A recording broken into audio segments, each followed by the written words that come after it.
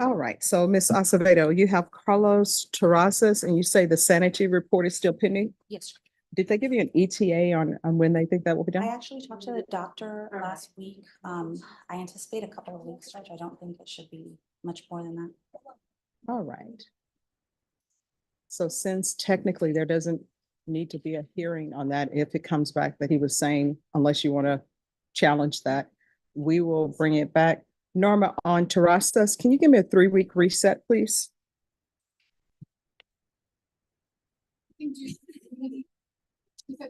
Yes, May 25th. yes. Thank you, Judge. You're welcome.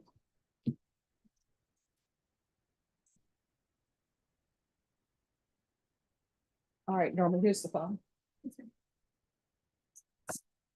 And then is there anyone here who's on bond?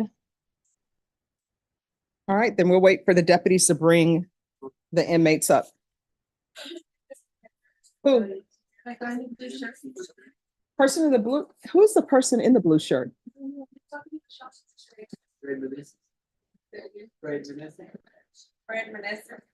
Do you have a case or SID number? All right, what's the SID number?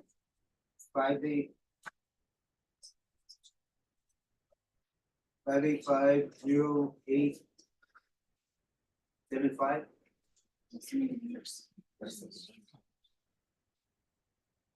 All right, just give us a moment. We'll have you approach and we'll try to see where you're supposed to be.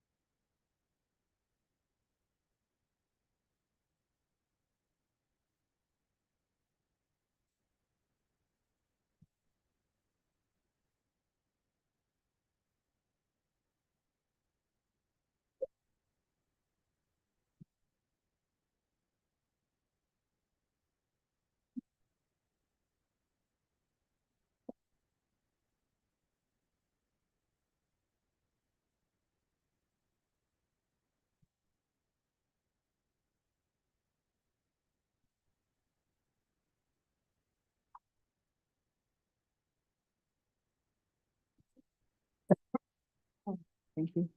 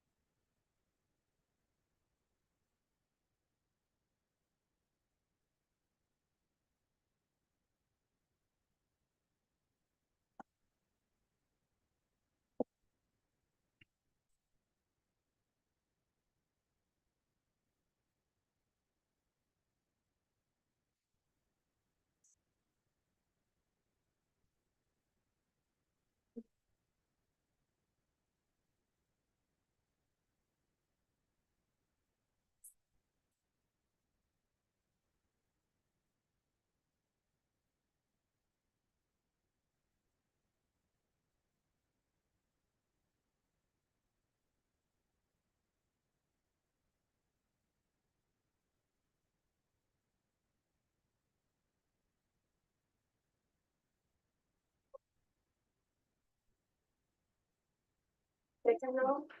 Is it there, Jake? The first row. First row, first row.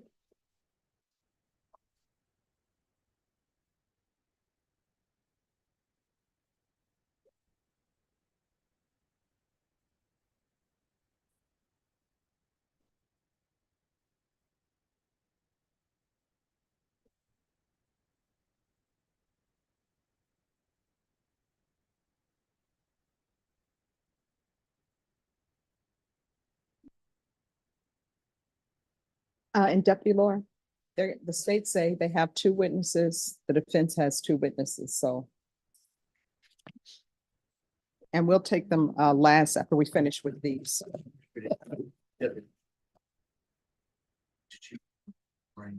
Deputy Laura. Deputy Laura, we're gonna take the pleas up first, and we'll do that. He's in your book. Put that up. He's in your book. You could go grab him. All right, is the attorney here on Isaac Alcorta? Yeah, we took that. Oh, come up, please. Thank you. Mr. Alcorta?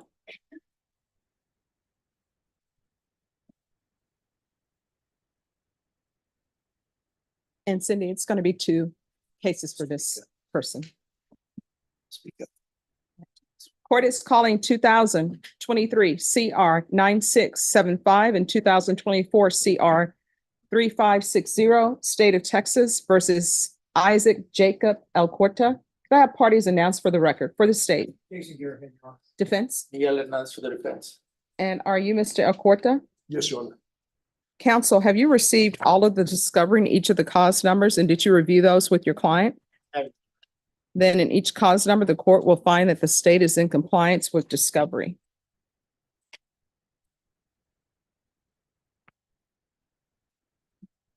Are there any applications in either of these cases? Mr. Alcorta, did you review in each cause number the true bill of indictment? Yes, Your Honor, I have. Counsel, do you waive the reading of the indictment? We do, Your Honor. State, are you proceeding on the indictment in each cause number? Not as to call from the 2024 CR 3560, Your Honor. Mhm. We are waiving the virtual proceeding on count 2 alone, waiving count 1 and waiving count 3 Wait just 1 second. Waive count 1 and count and count 3. and the individual enhancement. Any objections? None at all, Judge. And that is the only case that you're proceeding on a specific count? Yes, Your Honor, because the other one we're just waiting. Okay, so and the cause number ending in 9675, that's a waiver of enhancements? Yes, Your Any objection? No objection.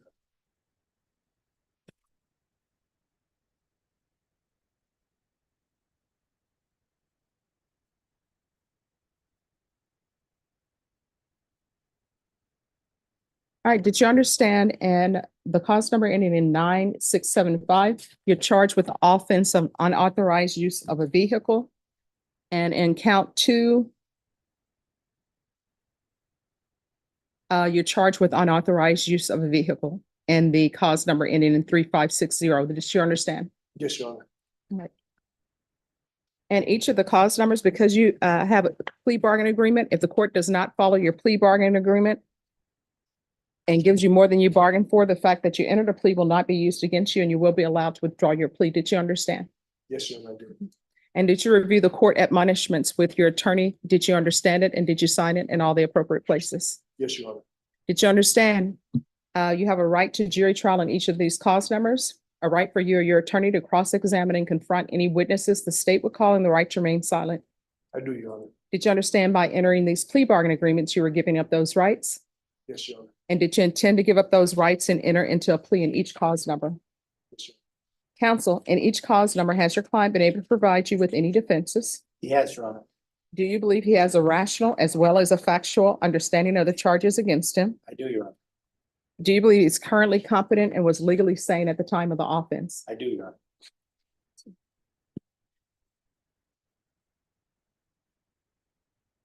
He needs to check citizenship.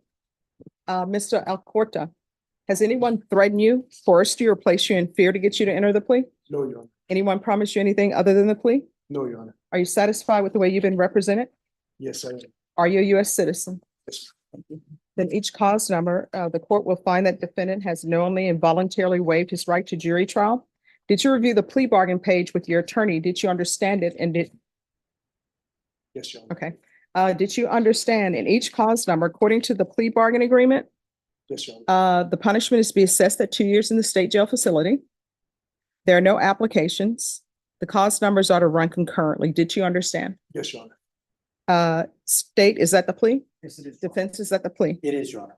Did you review the waiver of appeal paragraph with your attorney? Did you understand it? Did you sign it in both places? Yes, Your Honor. Did you understand by signing that you're waiving your right to appeal? The only items that can be appealed are written pretrial motions that have been filed, heard, and ruled upon by the court. Did you understand? Yes, Your Counsel, have there been any such motions in either cause? No, Your Honor. Then to count two and the cause number ending in 3560, how do you plead? Guilty, not guilty, or no contest? Honor. No contest, Your Honor. And in the cause number ending in 9675, how do you plead? Guilty, not guilty, or no contest? No contest, Your Honor. State any evidence to support the defendant's plea? We had a chat with you, Your Honor, all of the information, and there's no objection to any of it. Mr. Alcorta, in each cause, did you review the document entitled waiver and consent to stipulation of testimony and stipulations with your team? Did you understand it? Did you sign it in all the appropriate places? Yes, Your Honor. Again, did you understand you have a right to jury trial, a right for you or your attorney to cross-examine and confront any witnesses the state would call, and the right to remain silent? Yes, Your Honor. Did you understand that today the state will be presenting evidence in the form of witnesses' statements and police reports, but most importantly, there'll be no live testimony? Did you understand? Yes, ma'am. In each cause number, the court will find that defendant has knowingly and voluntarily waived and consented to stipulation of testimony and stipulations. Court will accept into evidence states exhibits 1 and attachments, and the court will review the same.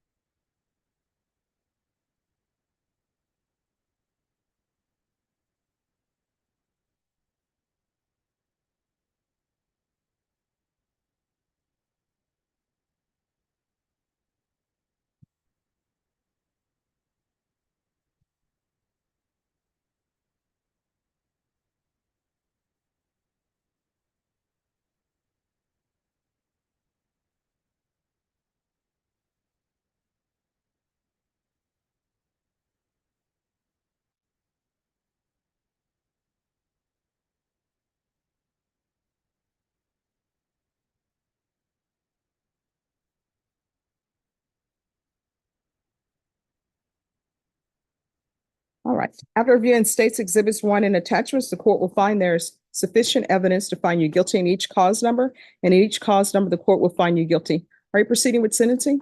We are, Your Honor. Anything you wish to say on behalf of your client?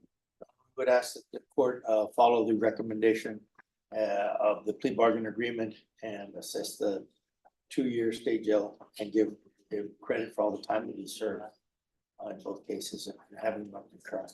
All right, in cause number 2024 CR 3560, court is finding you guilty. The court will sentence you to 2 years in the state jail facility, give you credit for any time served.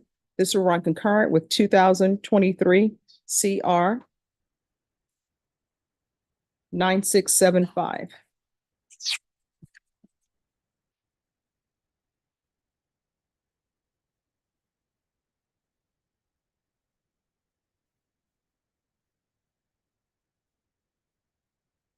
And in cause number 2023 CR 9675, the court is finding you guilty. The court will sentence you to 2 years in the state jail facility, give you credit for any time served, and this will run concurrent with 2024 CR 3560. Is there anything else from either side with regards to sentencing in either of these cause numbers?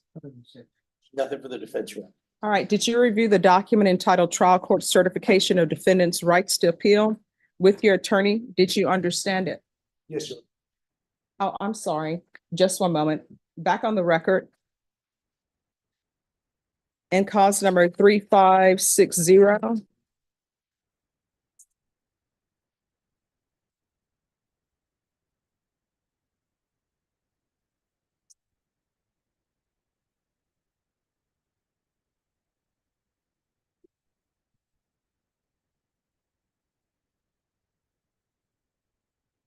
There's to be restitution, if any.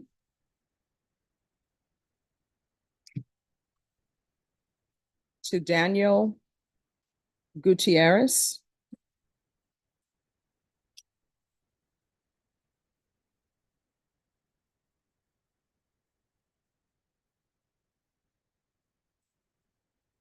And in cause number ending in 9675. There's to be restitution, if any, to Blanca Hernandez. And I believe in cause number 3560, there's more than one complainant. All right, and that would be Ruth Collins. So restitution, if any, to Ruth Collins. All right. Now, with regards to the trial court certification of defendant's rights to appeal, did you review that with your attorney? Did you understand it? And did you sign it? Yes, Your Honor.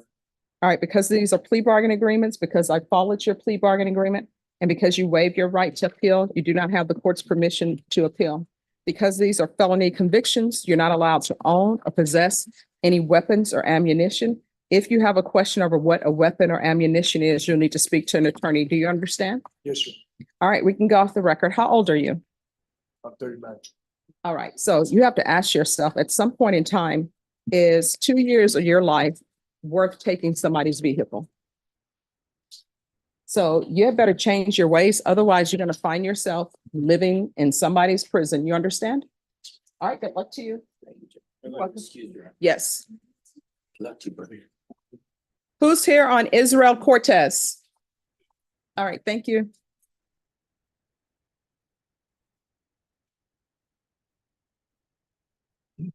All right, today we are here for acknowledgement of discovery to be signed. Do we have all of the discovery? We have had discovery, but I think there may be some more that the state will need to do, but we'll talk about that. I have not, we do have discovery from a couple of months ago. All right, so do we know what's outstanding or? No, I don't. I could get with Mr. Reed on that, Judge. I mean, I thought today was for offer. We have Mhm. tendered an offer. But if we have any outstanding knowledge of discovery, I can get with Mr. Reed off docket if you like, Judge. All right, Mr. Cortez, how old are you? 25, Your Honor. All right, so an offer has been tendered. I'm gonna recall this for 45 days. That's going to be the plea deadline date. And you all will have to work off docket to make sure that everybody has all of their discovery. Of course, if there's some issue with discovery, let me know, and that may change the plea deadline date. Thank you, Judge. You're welcome. Norma, I need a plea deadline date for 45 days on Cortez. June 17th. Right. If you can check, just a week. I don't believe I'm here. Okay. All right, we can put it on another day. On this next stretch, Yes. another day. No, they may not be here. Oh, no, the 17th, no, that's fine. That's All right, June 17th. Okay, that's- Thank you. Maybe I won't be here. Maybe I won't survive the marathon that I've agreed to participate in. Well, you know, you say marathon, I say five. You know what? I say marathon, you say 5K. Is there really a difference? All Judge, thank you. right, thank you. Have a good one, Jim. Yes. Let me check. Yes. Okay.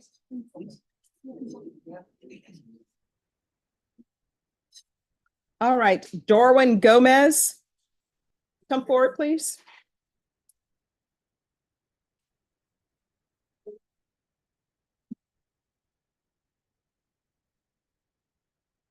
Good afternoon, Your Honor. Good afternoon. Thank you so much for dressing appropriately for court. It's my pleasure. All right, so your attorney's in jury trial and impact court, and you know, as the saying goes, he can't be in two places at the same time. So we're gonna reset you. Are you employed? Yes, ma'am. I do work for Blattner Energy as a solar panel technician. All right, so when are your off days? Do you have Um, off days? Yes, ma'am. As of right now, we are going to have Fridays off, Saturdays and Sundays. Well, we don't work on Saturday and Sunday. Yes, ma'am, correct. All right. I am in Belton, Texas. We work from like project to project, but right now I'm in Chillingham, working there, so it's about 2.5 to 3 hours away. All right, so this is what we'll do. We're gonna reset your case. It'll be for the plea deadline date, and you can appear by Zoom. And your attorney will give you that Zoom information. Do you have capabilities of Zoom? Yes, ma'am. I've used it quite some time. There was a conflict prior to getting the information. Mhm. I believe the first time we weren't able to get it because we had to call for the code day of. And Okay. then the second time, it wasn't an option provided. I guess that's what it's mentioned. And then our last reschedule, it was the same ordeal where it wasn't an option. that was All right, provided. I'll put notation that you're allowed to be Zoom. Okay, I appreciate that, Your Honor. All right, thank you. You have a blessed rest of your day. All right, thank you. Just 1 second. Let me give you a date. Just give me 1 second, okay?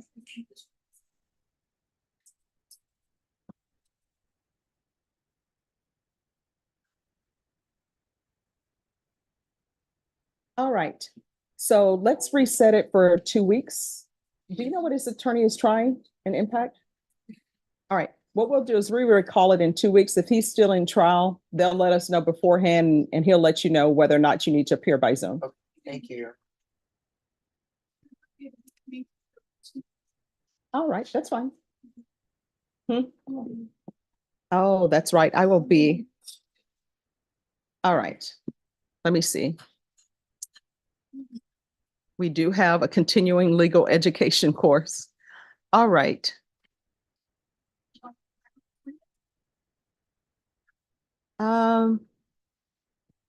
See if you can do the 21st. All right, we'll bring you back on May 21st. Do you have a lunch break at your job? You should Yes, be. ma'am. What time is it? I actually brought that up to them and yes, I do now. It would be around noon, 12:30. All right, don't tell me that you were letting them not give you a lunch break. That's the law. They got me, they strong armed me, but luckily I have your YouTube channel, so I showed them your YouTube. I said, hey, the judge's orders, you either take it or leave it. And they're like, yeah, lunch break from here on out. All right, do I need to hold up a sign saying with Norma Ray? I know other people have not seen Norma Ray. But that's the first thing my mom taught me with my first job was when you're supposed to have your breaks. We definitely learned something that day. Okay. All right, thank you. All right, who's here on Anthony Warrington? All right.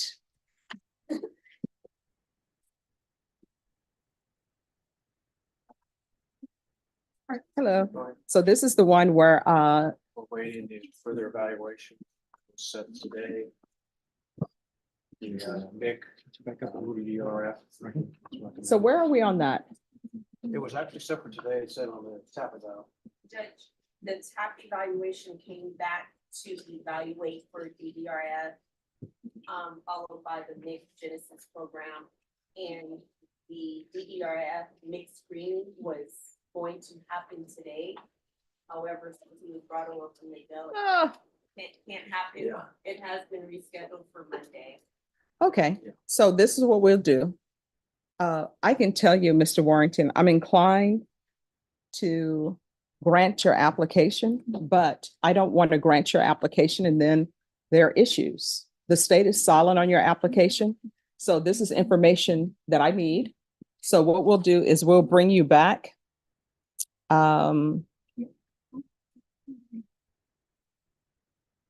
So when you say Monday, is it Monday of next week? Yes. That's Judge. what I was told. All right, so what we'll do is we'll bring you back on the 7th.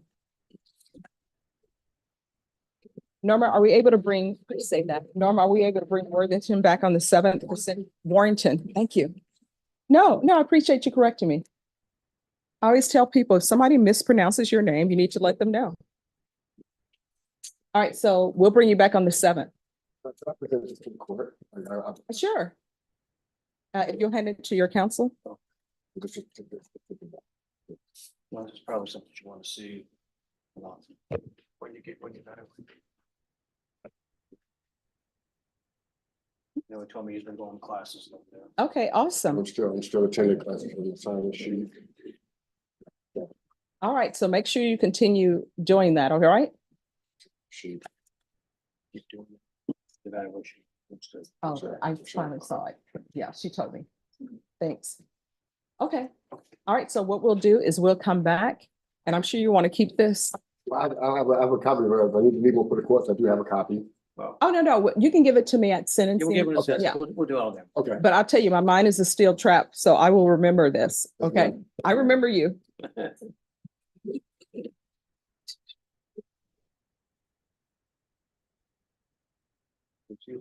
Yes. All right, thank you. Y'all. Have a good day. Oh, all right, you too. All right. Who's here on Kathy Magallanes? I am. Okay, thank you. Are you all ready? Yes. Oh, come down, please.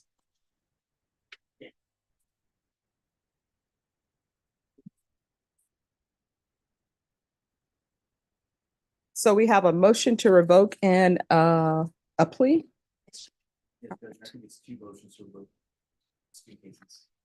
All right, so we'll take up the plea first and then the motions to revoke. Court is calling 2023 CR 1348, State of Texas versus Kathy Magallanes. Could I have parties announced for the record for the state? Daniel Escobar for the state of Texas. Defense? Chris Strauss, but I'm standing in for Brandon Lopez for Ms. Magallanes. All right, any objection to this attorney standing in? No. All right. Would you have? Defense?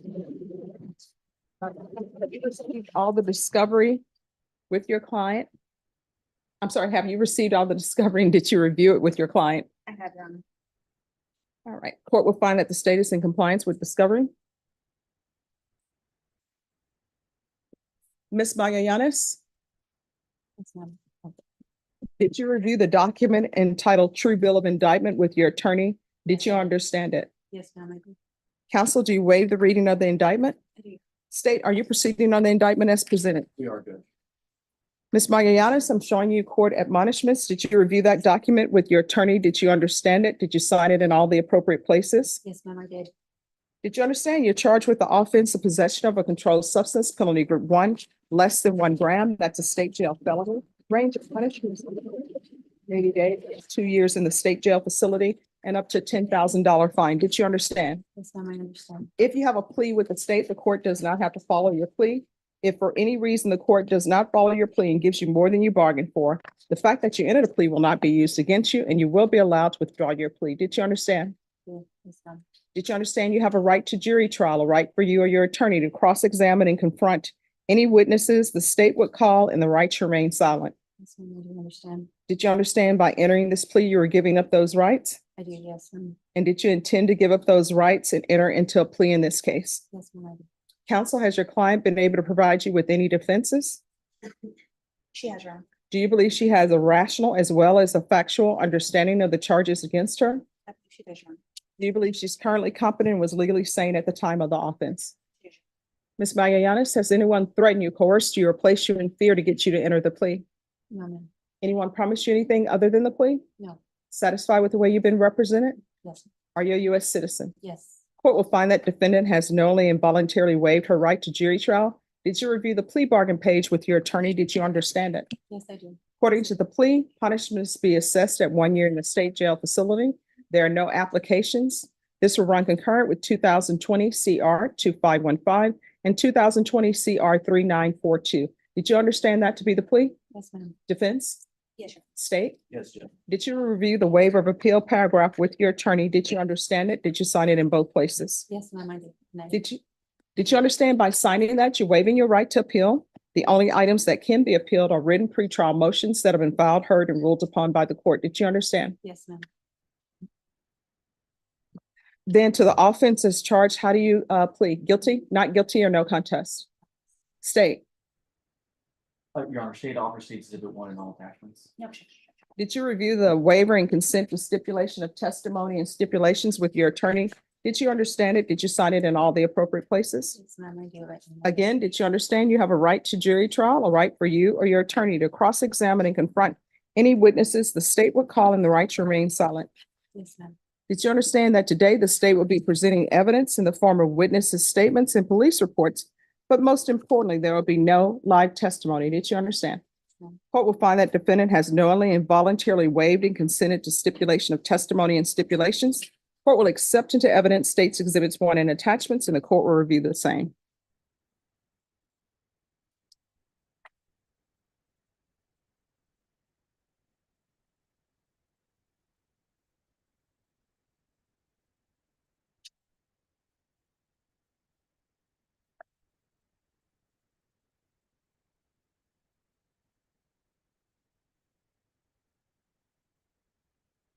All right, after reviewing states exhibits 1 and attachments, the court will find there is sufficient evidence to find you guilty, and the court will find you guilty. Are you proceeding with sentencing?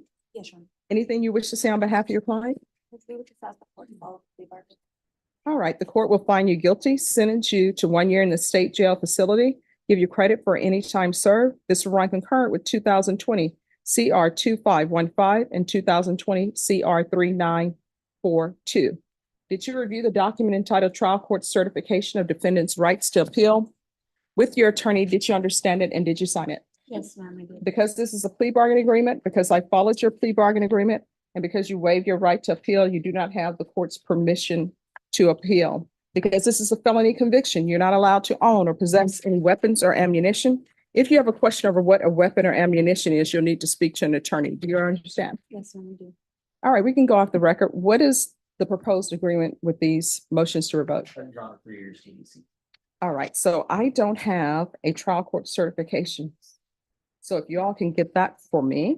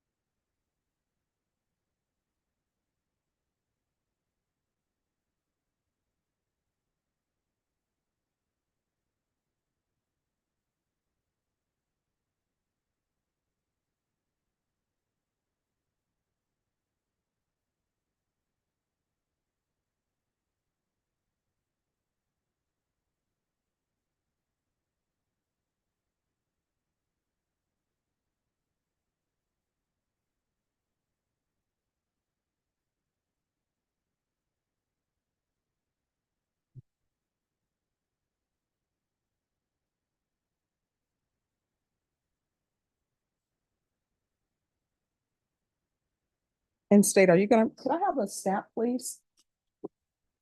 And state, that's okay. And state, are you gonna be proceeding on the same allegations in each motion? Yes, sir.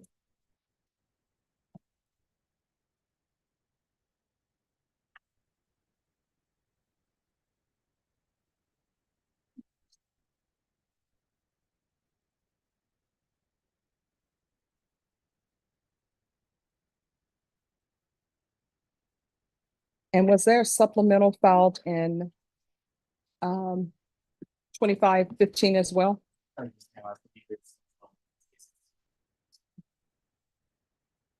Thank you. All right, we're gonna go back on the record. Court is calling 2020 CR 3942 and 2020 CR 2515. Ms. Magallanes, in each of these cause numbers, did you review what's entitled motion to revoke community supervision and states motion to supplement pending motion to revoke community supervision with your attorney? Did you understand it? Yes, ma'am. And the cause number ended in 2515. Are you the same Kathy Ocampo Magallanes, Yes, who was ma'am. placed on community supervision for the offense of possession of a controlled substance, penalty group 1 gram to 4 grams, on September 10th, 2021 for a term of 5 years? Is that you?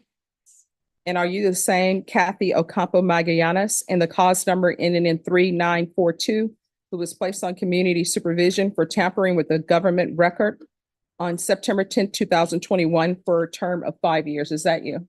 Yes, ma'am. All right, and state for the record, you're proceeding on the same allegations in each motion to revoke? Yes, Your Honor, it's gonna be the same allocation. All right, any objection to your client answering true or not true once? No, Judge. All right, state. Violated condition number 1, on or about the first day of December 2022 in Bear County, Texas. The defendant, Kathy Ocampo Magallanes, committed the offense of possession of controlled substance, PG1, in violation of condition number 1. How do you plead to that in each motion, true or not true? True. Your Honor, state waives all the violations in each motion. Any objection? No objection. Did you understand by pleading true and each cause number to violation of condition number 1, the court could find it true, grant the motion, sentence you to 3 years in prison and up to a $1,500 fine? Knowing that, do you still wish to plead true to violation of condition number 1 in each cause number? In each cause number, the court will find violation of condition number 1 true. Is there a proposed agreement? Yes, Your Honor, it's revocation and for a 3 years. Is that the agreement? Are you asking the court to follow that agreement? Yes, Are you waiving your right to appeal? yes. All right, I see in the case number ending in 3942. Probation, was there any restitution ever determined? No, Judge. All right. Then in cause number ending in 3942, the court is finding violation of condition number 1 true. The court will grant the motion, sentence you to 3 years in prison, give you credit for any time served.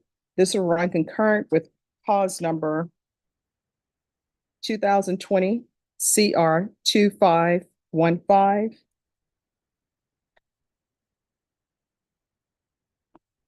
And 2023 CR 1348.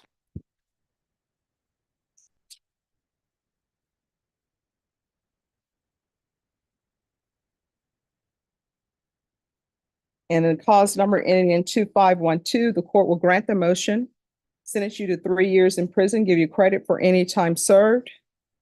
This will run concurrent with 2023 CR 1348 and 2020 CR 3942.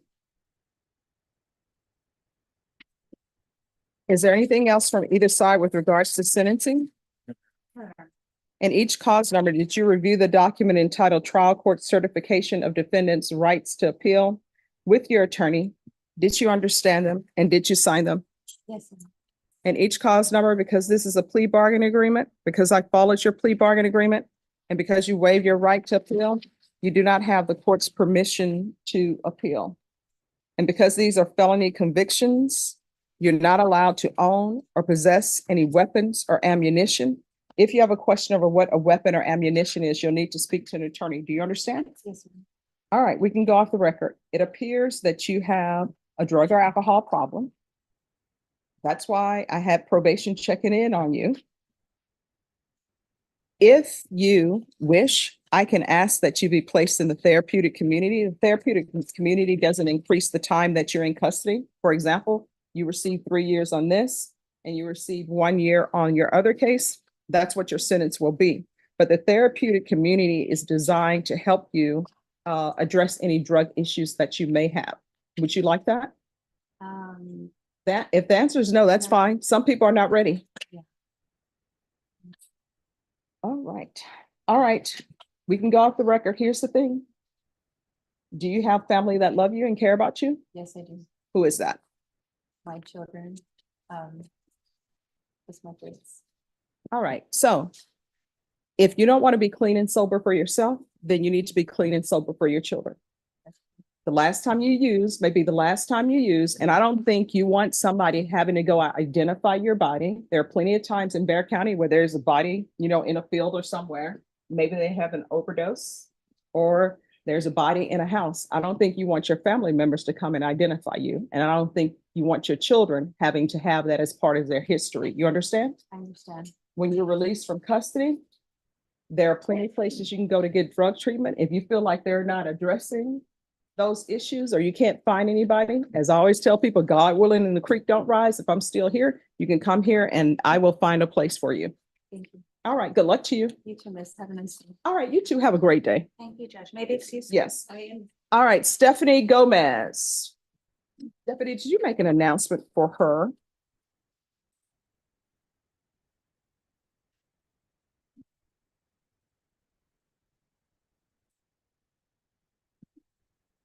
All right, Norma, could you double check the system and make sure that Stephanie Gomez is on the docket today? And is there anyone else who is ready before we go on the record? I'm ready, Judge. All right, who is your client? Gerard Alden. Hello, come up. And this is the bond forfeiture, correct? Correct, Judge. All right, have you conferred with the state on his case? No, they cannot find the files All right, and they tried, but so no. And all right, do we have the file? It's Gerard, what's his last name? Ogin? See, you missed when I mispronounced your name because you were not here in time. Here's the thing, I require everyone to be on time for court. I don't ask people to do what I wouldn't do. I'm on time for court. Your attorney is here waiting for you and you're not present. You need to make sure you're on time. You understand?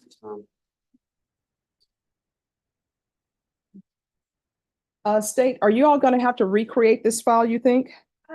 Mayor Honor, we've checked every location I could think of. I'm gonna check a few, like FUD drawers, see if I got misplaced, because I know it's been around, but if so, we'll be able to recreate it quickly. Okay, so when do you want this recalled? Towards the end of next week would probably be good if he wants to be able to confer then.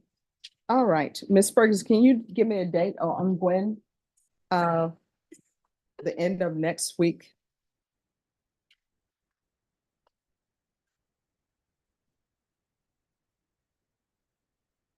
All right, we'll come back on May 9th. We're gonna go on the record. Court is calling 2022 CR 5088, State of Texas versus Gerardo Ogin.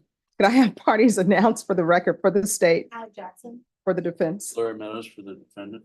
All right, so why were you late this morning? I did get a text message yesterday saying that I had court today at 4/29/24 at 12 a.m. and I do have the text message.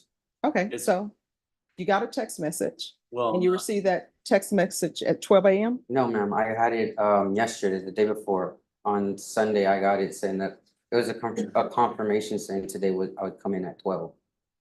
Oh, coming in at 12 p.m. today? Yes, ma'am. Okay. All right. Judge, what he's talking about, I've seen the text. It didn't come from my office. It was an automated text from or email from Bear County. And for some reason it said the 29th, but it said 12 a.m. Okay. Well, nobody's gonna be here at 12 a.m. No. All right. So Norma, what date again? Which is May. May 9th? All right. So your date is gonna be May 9th. You get a reset form and that's May 9th at 9 a.m. You understand? Yes, ma'am. All right. So I'm gonna ask that the BF and the warrant be recalled. All right. If there's nothing else, once you sign the reset form, you're excused. Thank you, Judge. You're welcome. Have a blessed day. All right, you too. And for being late, you came in dressed appropriate for court. I appreciate that. I was at work. Okay. Is that Jimmy John's? What's that, JJ? I'm wondering.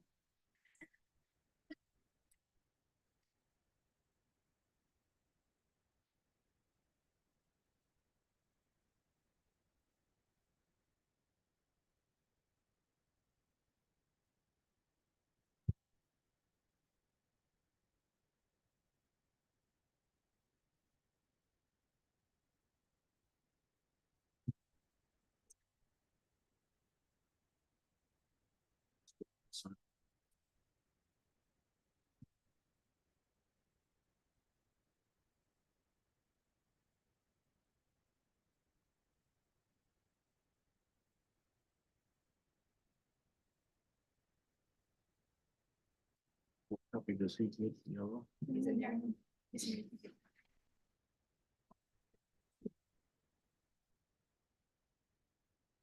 All right, is there anyone else who's ready? Then, Mr. McCray, just let me know when you're ready to proceed. Okay. Oh, take your time.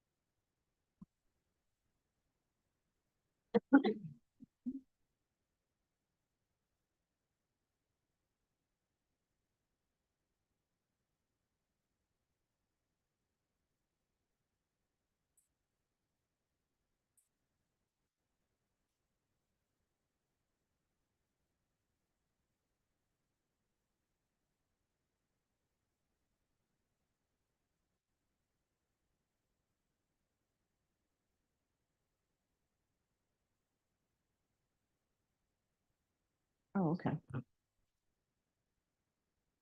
Blas Hernandez. We're, referring right now.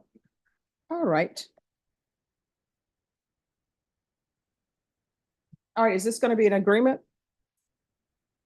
I don't think so. We're trying to reach a bit, but. All right.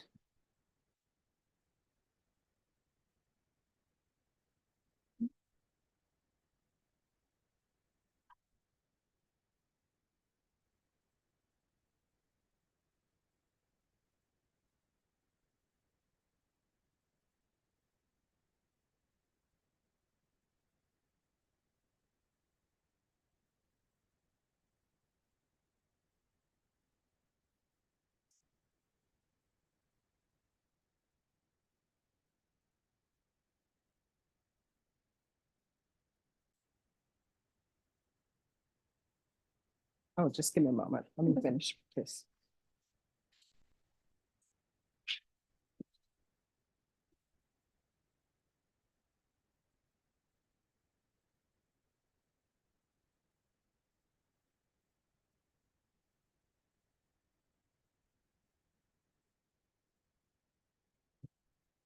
Yes, the city protectors.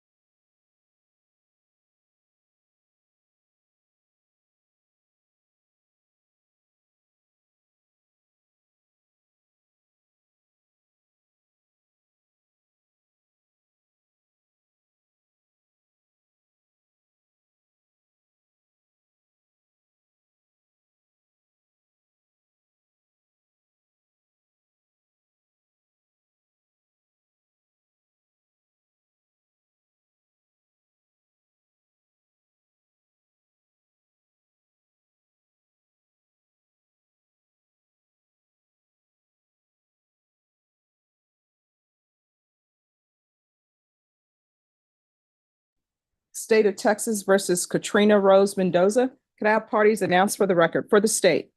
Brittany Mitchell and Ally Jackson for the state of Texas. Defense? Good afternoon, Your Honor. I'm Todd McCray for Katrina Mendoza. All right, we are here for sentencing. You entered a plea on August 7, 2023 to count 1, paragraph B of guilty. The state waived without objections, count 1, paragraph A, counts 3, 2, 4, and 5.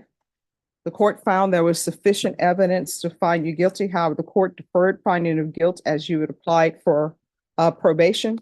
According to the plea bargain agreement, punishment is to be assessed at a cap of 45 years in the prison. There's an affirmative finding of family violence, and the state opposes your application for deferred adjudication. Have both parties had a chance to review the PSI report, state? Yes, Your Honor. Defense? Yes, Your Honor. Any objections to the PSI report, state? No. Defense? No, Your Honor. All right. And the defense counsel did email to the court a report by Dr. Murphy. He included the state in that email as well. Neither party had any objections to the court reviewing that before sentencing. And it's the court's understanding both parties wanted to make sure that I had reviewed that. Is that correct? That's correct, Your Honor. Yes. All right. So the court has reviewed the documents that you supplied, defense. State, do you have any witnesses? Yes, Your Honor. We would call Cindy Loma Casares. All right. If you'll come forward, please. And Your Honor, we are going to invoke the rule. All right. Defense, do you have witnesses in the room? Yes, Mr. Beltran and Mr. Mendoza. All right, Mr. Beltran and Mr. Mendoza. The rule has been invoked. What that means is you can't view anything about this case. Sorry, the rule has been invoked. What that means is you cannot review anything about this case. You can't watch witnesses' testimony. Do you understand? All right, do you understand, sir? All right, thank you. When they testify, you'll have to go into the hallway. Yeah. All right, so if you'll wait in the hallway.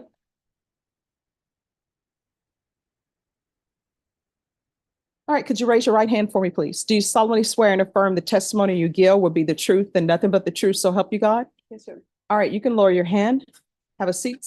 Make sure you keep your voice up so that I can hear, court reporter can hear, and the attorneys can hear. State your name for the record. Cindy Lima. All right.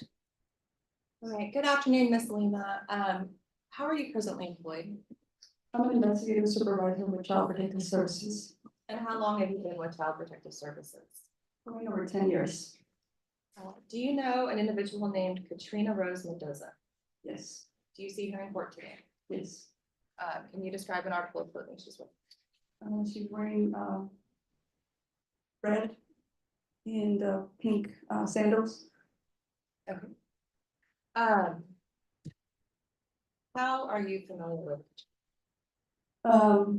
My first encounter with her was in 2018 when I investigated a case of abuse and neglect of her children. And who, you said her children, who are her two children? Mercedes and Jordan Lozway.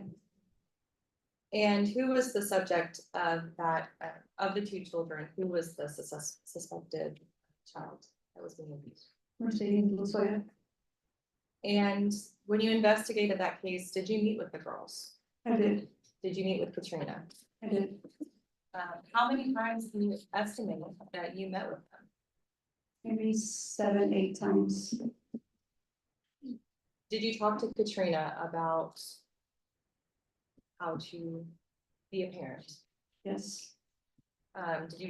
Was that a brief conversation or was this something at length that you had talked to her about? Lengthy conversations several times, different days.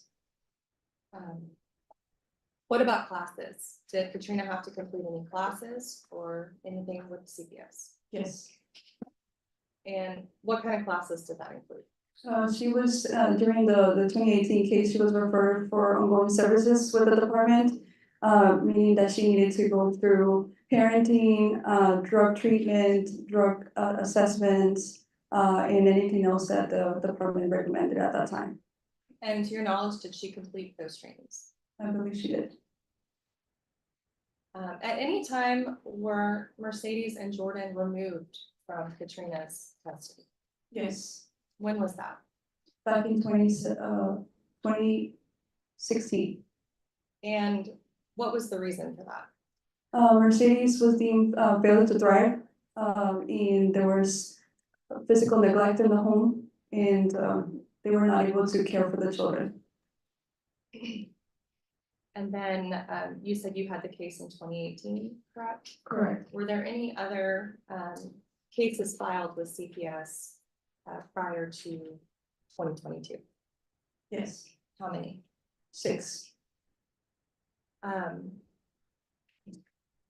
Were you involved in those cases in any capacity? Yes, How so? I was involved in the last case prior to Mercedes passing. When was the final case that was filed? What was that reported? It was November 27, 2021. And what, if anything, happened with that case? There were different referrals that the department would receive. We were attempting to meet with the mother. I think that we met with mom a total of 4 times. Each time we were able to see the children and the mother. And we were trying to come up with some resolution on her case. We set up something that's called a family team meeting to be able to get her support network to see what was going on. There were several concerns during that case, and that we needed the family support to be present in order for us to know what to do next with her case. In any of those meetings, did Katrina ever express that one or both of her girls were getting abused? No, Did the girls ever outcry? no. In general, what was the behavior of the girls when they were observed? Just happy children, very bonded. Nothing that we could have seen. The name Jose ever come up? No, When was the last time that CPS was able to see the girls? the last time that CPS saw the children was January 19 of 2022 And where were the girls supposed to be living? at the homeowners, Omar Beltran's home, the government's. I'm sorry, just 1 second. Could you repeat that, please? Omar Beltran's home. And how is Homer Beltran related to Katrina and the girls? He is the godparent to Katrina Mendoza. And so Katrina and the girls were supposed to be living with him. Correct.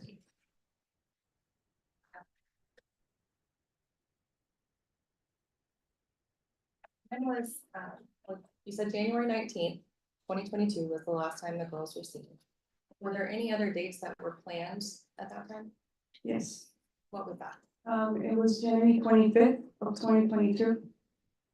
And why is it that CPS did not see the girls that night? Because that's when the mother and Mr. Beltran got into an altercation, and the mom left left with the children from that residence.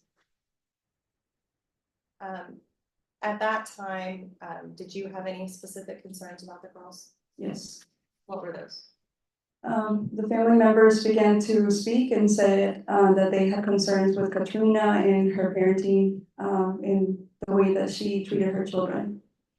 Did you know where she went with the girls? No, Did you at any time learn about a boyfriend that Katrina had? yeah, it was that day that we learned about her boyfriend, and the only name given was Jose. What attempts, if any, were there to find the girls? We tried every address that we could possibly try. We tried any phone numbers that we had for Katrina, since she had changed different numbers throughout the case. We tried going to the schools to see if the children would show up at school. We did everything we could possibly do. We have something that's called UTC checklist, which we have to complete in order for us to obtain any CPS records, any records from SOS, anything from the community that can give us access to other addresses to find the children and the mother.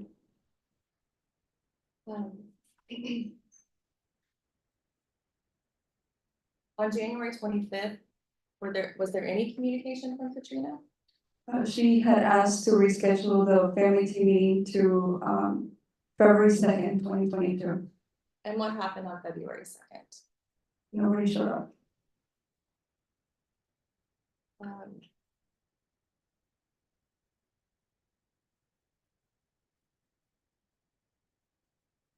And what day was it that Mercedes passed? It was February 7th, 2022. I'll pass it. Just briefly, you started investigating Ms. Lemus back in 2019 for what you described as neglect and failure to thrive. What would you define that? Yeah, in 2016, there was an investigation that was deemed that the mother and the father were deemed neglectful for physical neglect of their own children. And what did you discover was the neglect? Mercedes was failure to thrive, meaning that she wasn't getting enough feedings and Enough what? Excuse me. She wasn't being fed and she wasn't getting enough nutrients on her body. So her body was not thriving. Okay, was there any, you call that neglectful, failing to thrive, did you discover any physically assaultive type injuries at that time? I didn't personally investigate that case. Okay, well, I thought you first got involved in 2019. 2018. 2018, I wrote down 2019. So, but what were you investigating in 2018? It was a physical abuse case. And what was the ultimate ruling in that case? It was reason to believe, meaning guilty of physical abuse. Was that the handprint case? Correct. Okay, and I think the court heard about that during the jury trial. And then moving forward, when was the next investigation? The one that I was supervising was in 2021, November 27, 2021. In 21, what were you investigating? Physical abuse, concerns of physical abuse. And what, okay, and what was that? We received different concerns with the way that Katrina would parent her children.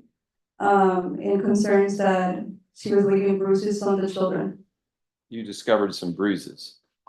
There was a bruise found on Mercedes at the beginning of the case. The children were able to explain how that injury was obtained.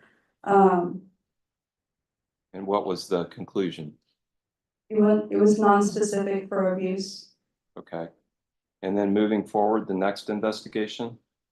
That was the investigation prior to the child death. Okay, all right. And what were your concerns at that point in time? We kept receiving concerns from different people with the same allegations, stating that the mother was being abusive to her children. In what way? That they would get spankings, marks on their bodies. Did you see any marks? No. Okay. But you were investigating these concerns? Correct. Okay. And then you've testified previously about the sequence of events and the scheduling that never took place because Ms. Mendoza never showed up. Is that right? Correct. Okay. And when you say that you were doing everything you could to locate the children and Katrina Mendoza, you said you went to addresses and you went to, you made telephone calls. Did you go by Mr. Beltran's house? Yes, And is that when you discovered that she wasn't there with the children?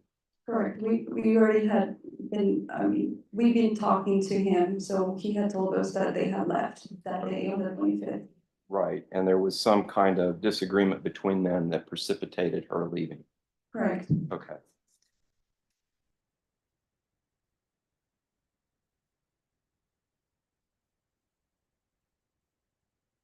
And you just testified that, in your opinion, when you observed the girls, Mercedes and Jordan, that they appeared to be happy, bonded children.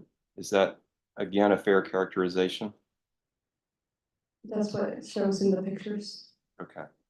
And was that your personal observation and conclusion? I didn't personally see them this last time in 2021. Okay, so you're referring to a report that reflects that they were happy, bonded children. Correct. Okay. And so something drastically went wrong towards the very end. Correct. Okay, I'll pass the witness. Just briefly, would Katrina have had a way to get in touch with CPS during those 2 weeks before Mercedes died? Yes. Did the caseworker's number change at all? No. No further questions. Nothing further, Your Honor. I have a question if there are no objections. No objection, Your Honor. All right, did she ever complete parenting classes? In prior cases, All right, successfully completed it. yes. Now, with regards to the January 19th date, where I think you stated she was living with Homer Beltran, Correct. was that a safety plan? No, we only went to see them, to follow up with them.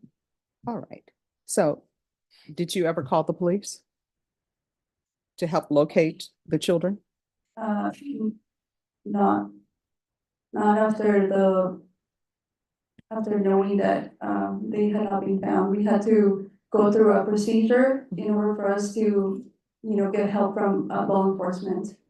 So on January 25th, 2022, was the police ever called I believe that the police was called to Mr. Beltran's home. to locate the children? No, due to the altercation that they had. All right, so did CPS have concerns about the children when Miss Mendoza left Mr. Beltran's home with the children? Yes. All right. So when the police show up to Mr. Beltran's home, were you present for that or no? No. All right, did you ever reach out to the police after the incident with Mr. Beltran? Mm. Okay. All right, any other, and she was never placed during this time period of 2022, she was never placed in family-based services? Mm. All right, any other questions? No, Your Honor. All right, the rule has been invoked. What that means, you can't discuss your testimony with anyone.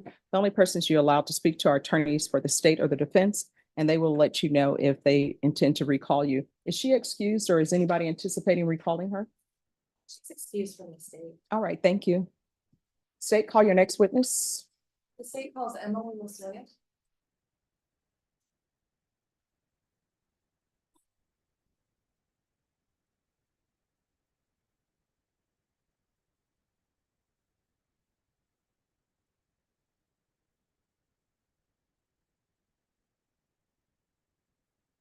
All right, if you'll take a seat here, please.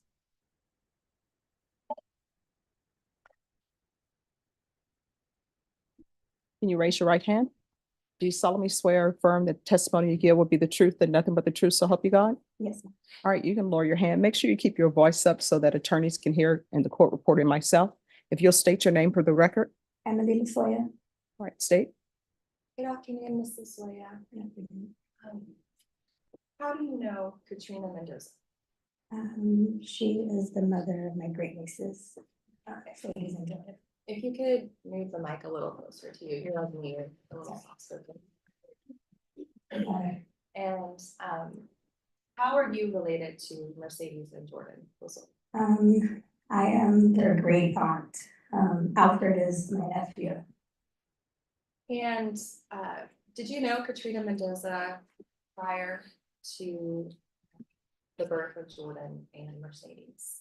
I believe I met her a few times before.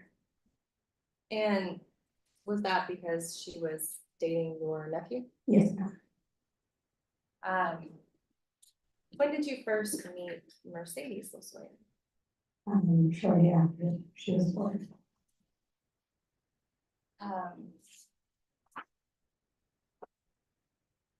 With Katrina, did you ever develop any kind of relationship with Katrina Mendoza? Yeah. And did you two have similarities? A lot. Like what? She was young when she started dating my nephew, and I felt that she was just trying to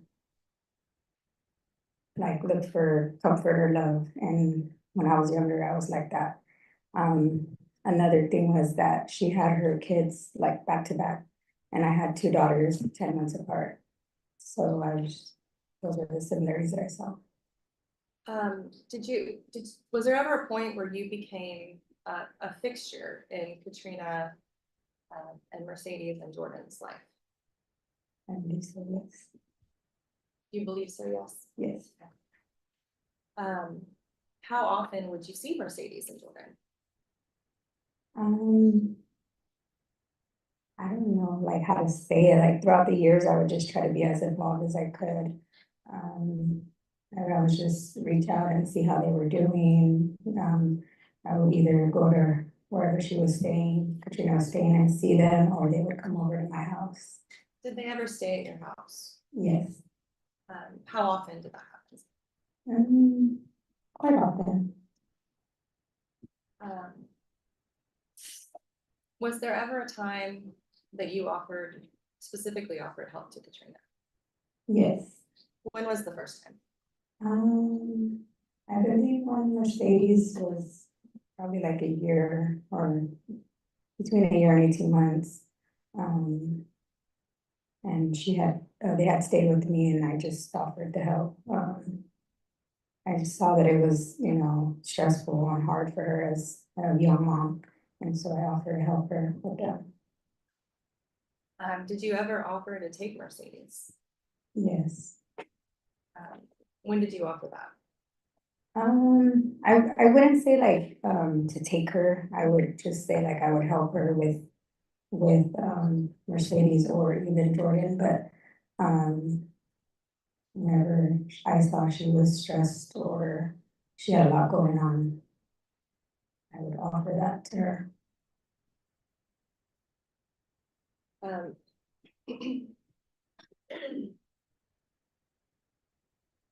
How did Katrina treat her two daughters?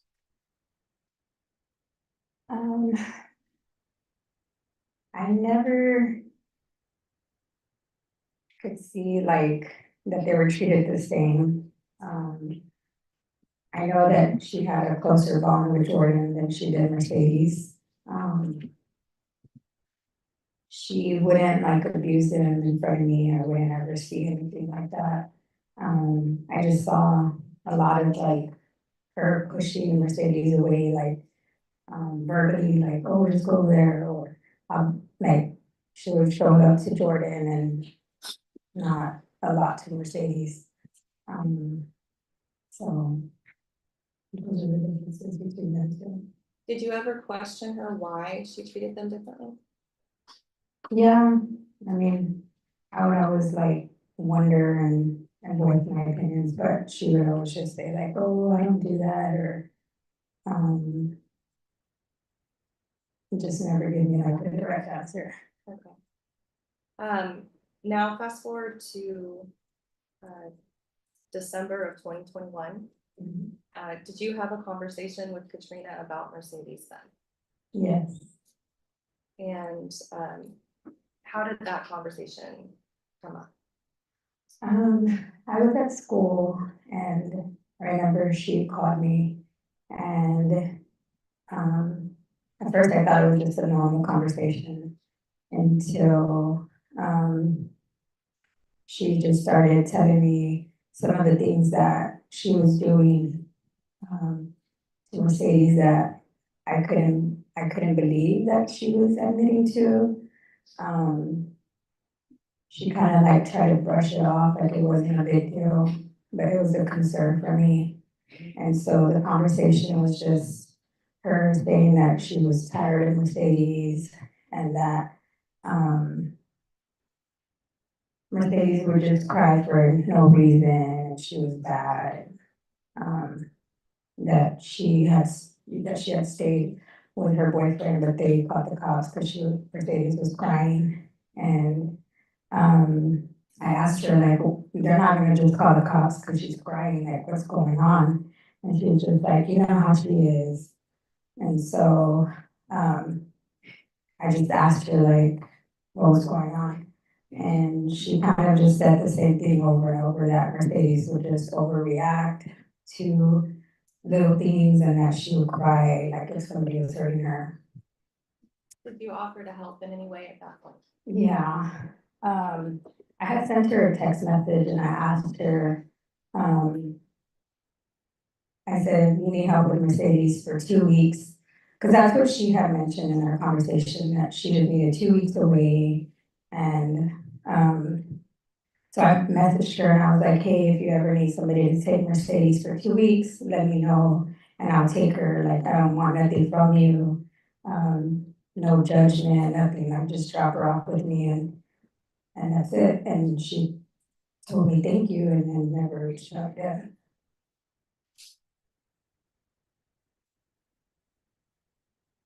I'll pass the. Defense.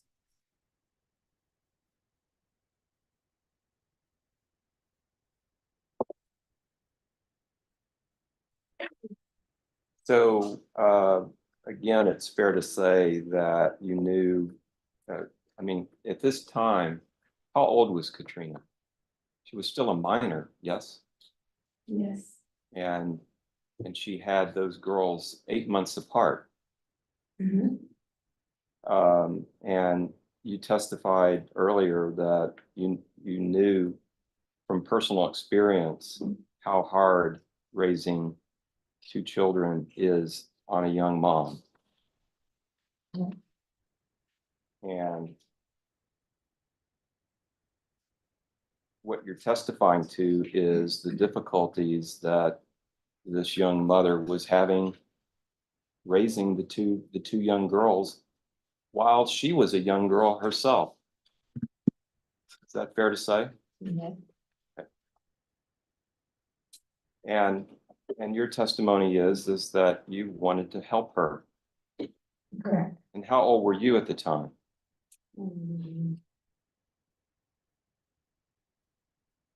I don't know, like, probably like 25, 26. Okay, and so she would have been, what, 14 or 15? Mhm. Okay. So but you didn't, your contact was intermittent, is that fair to say? Yeah. Okay, nothing further, Your Honor. State. Just to clarify, do you recall how old Katrina was when Mercedes was born? I don't know, 14, 15. So when he's saying a minor, he's talking about, you were talking about when the girls were born. Oh, yeah. Mhm. Um,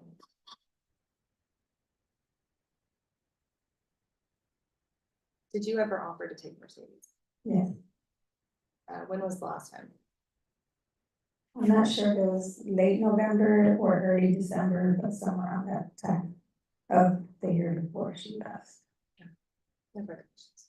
Nothing further, Your Honor. All right, I just have a question. Yes, Any objection? no, Your Honor. All right. You stated, I believe, and correct me if I'm wrong, that you had a conversation with Ms. Mendoza around December 2021 about Mercedes. Mhm. And you said that she was saying she was having some sort of issues with Mercedes. Yeah. And one of those, I believe you said that Mercedes would cry if somebody was hurting her. Mhm. What did you mean by that? What was the conversation to that? Because she had said that they weren't able to go back to her boyfriend's house because they were continuously calling the cops on her. And they were just calling the cops on her a lot of times, and so her boyfriend didn't want her there. So I asked her why the cops were being called, and she said that Mercedes was crying like if somebody were hurting her. Oh, as like someone was hurting him. Yes. Okay, all right, that cleared that up for me. Thank Okay. you. Any other questions? No, Is this witness excused? yes, from the state. Yes, Your Honor. All right, the rule has been invoked. What that means is you can't discuss your testimony with anyone or view anything. The only persons you're allowed to speak to are attorneys for the state or the defense. Yes, ma'am. Thank you. You may step down. State, call your next witness. State rep. All right, defense, do you have any witnesses? Yes, Your Honor. Two briefly, I'll call Homer Beltran, All right, and should I go?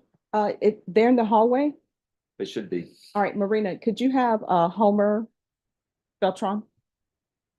Come in, please. Thank you.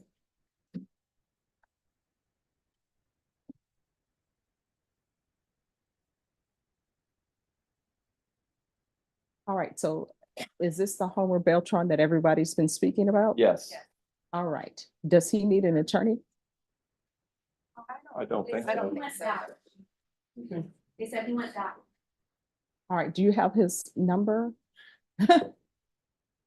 Do, Your Honor.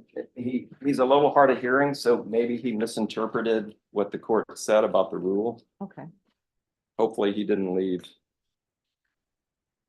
all right, but my other concern is, and we're off the record, my concern is, does he need an attorney? Because they mentioned, and I read in the doctor's report, there was some incident at his home involving your client.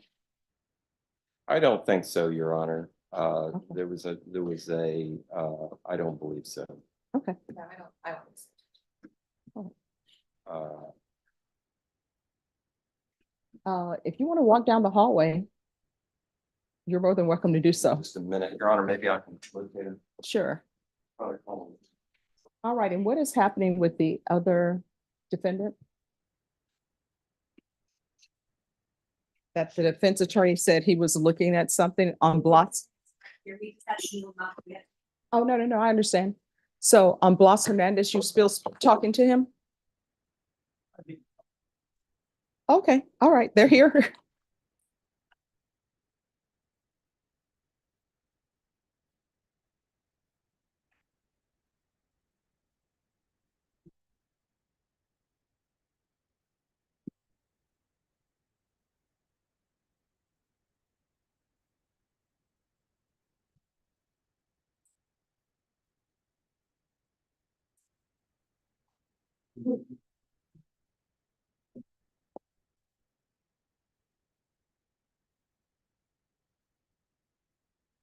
All right, and Deputy Laura, just give me 2 minutes. I'm going to check with my mom.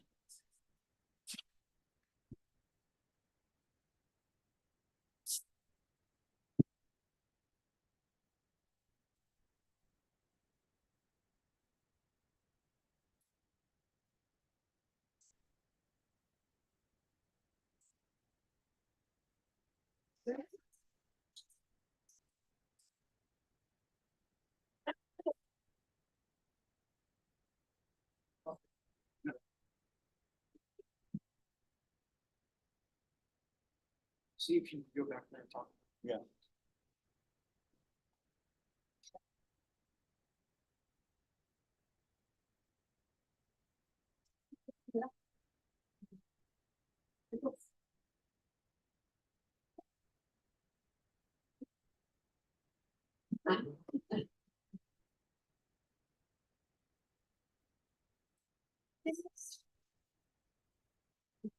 How many witnesses do you think? Two. Sorry, I should work that case out. Oh, sorry. I was like, maybe I should.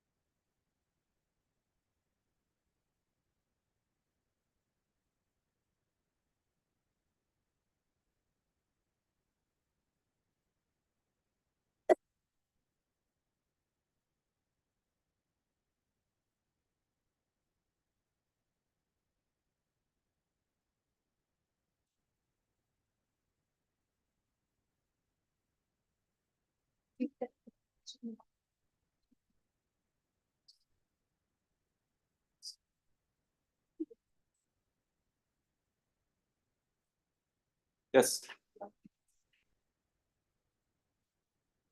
Oh, you have to wait in the hallway. Really.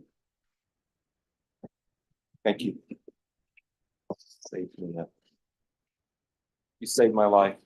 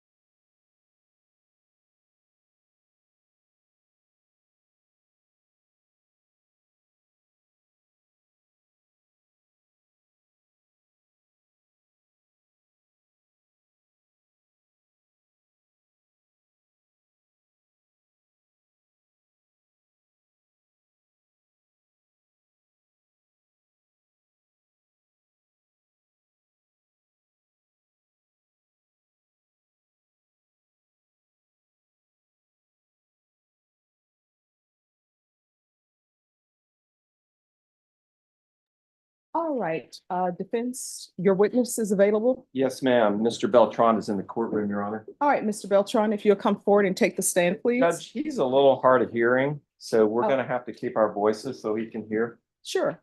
All right, everyone, no whispering.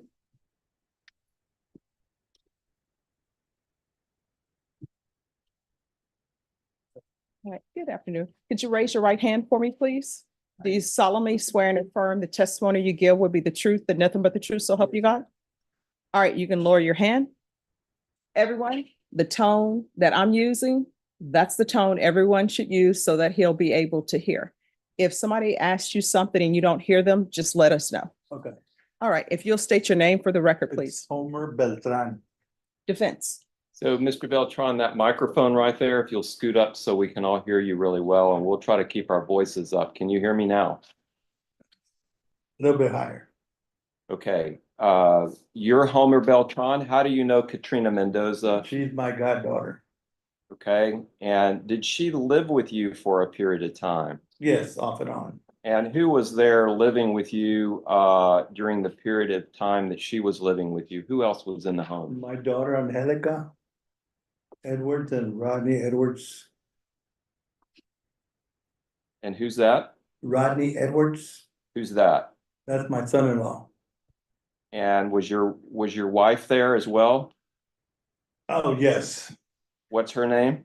Margarita Beltran. And I'm sorry to have to say this, but she did pass away during COVID of the Yes. COVID virus. Yes. Okay. And was there a period of time where Katrina was designated to be living with you with Jordan and Mercedes Yes, by CPS? yes. Were you aware that she was supposed to be living there? What was the question? Were you aware that that's where she was supposed to be residing per the CPS orders? I don't remember. I think so. Okay. And at some point, she left the home where she was living there with you, Yes, and she went to live independently by herself. yes. So, Mr. Beltran, do you consider Katrina to be your daughter? Yes, I do. And did you consider Mercedes to be your granddaughter? Yes, I do. And Jordan to be your granddaughter? I love them all. And is that why you took Katrina into your own home? Yes.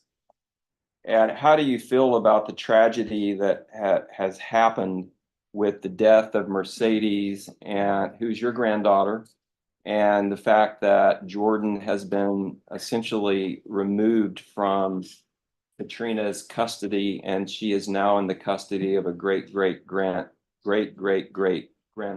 Devastated. Yeah, I object to that line of questioning for relevance. All right, that'll be overruled. So how do you feel about this? I'm devastated. Okay. And the judge has to make a decision today about how to sentence Katrina. And I want to ask you, in your opinion, based on what you saw, did Katrina love Jordan and Mercedes? Yes, she did. They never lacked. They always had what they needed. And although she had some CPS investigations going on during the course of the time before she met Jose Ruiz, were you aware of the CPS investigations? Yes. Did you ever see Katrina abuse physically either one of the girls? No. And how close was she to both of these girls? How, what now? Close. Emotionally close was she Oh, to? very close. Okay. Did you see inappropriate parenting? No. Okay. Were you surprised to hear about the circumstances that resulted in Mercedes' death? Yes, I was. And were you surprised to hear about the circumstances that occurred when Katrina was living during a 2 to 3 week period of time with Jose Ruiz? Can you ask me again, please? Yes.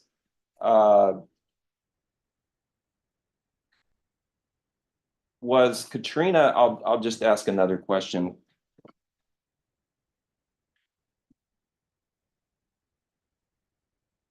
Did you ever meet Jose Ruiz? Yes, And how many times? I think it was like 2 times. And what was your impression of him?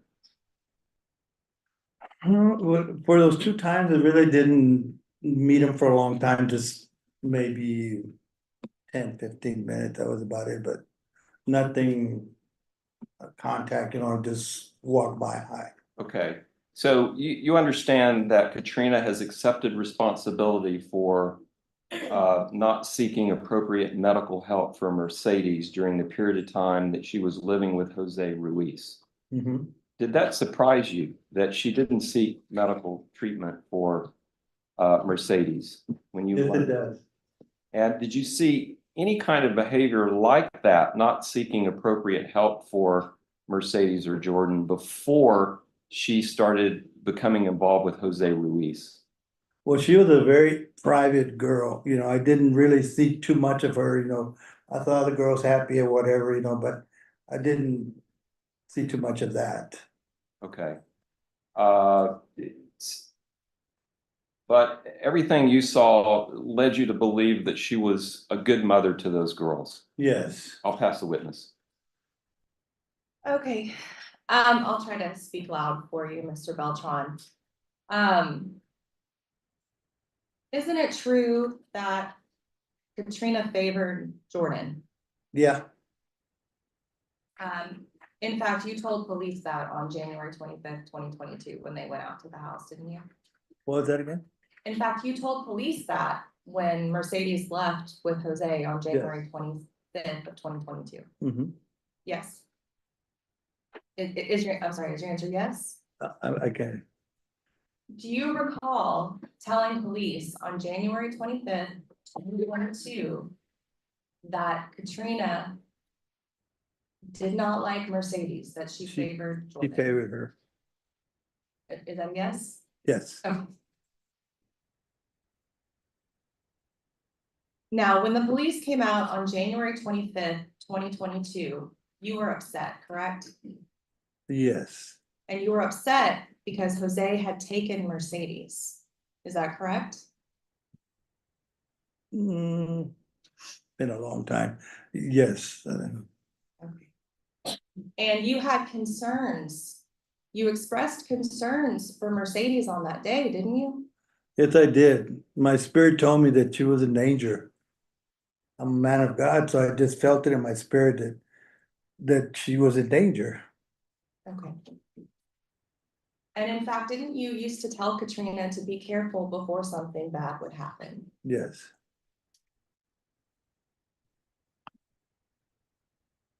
I'll pass the witness. But I want to make sure we're clear about this. You said that Katrina favored Mercedes. That's not the same as she didn't like Mercedes. Exactly. So it's not that she didn't like Mercedes, it's that she favored Yes. Jordan over Mercedes. Mhm. Could you say how that manifested? I don't know. What made you feel that way?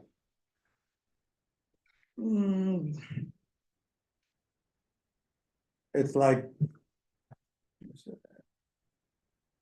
explain this,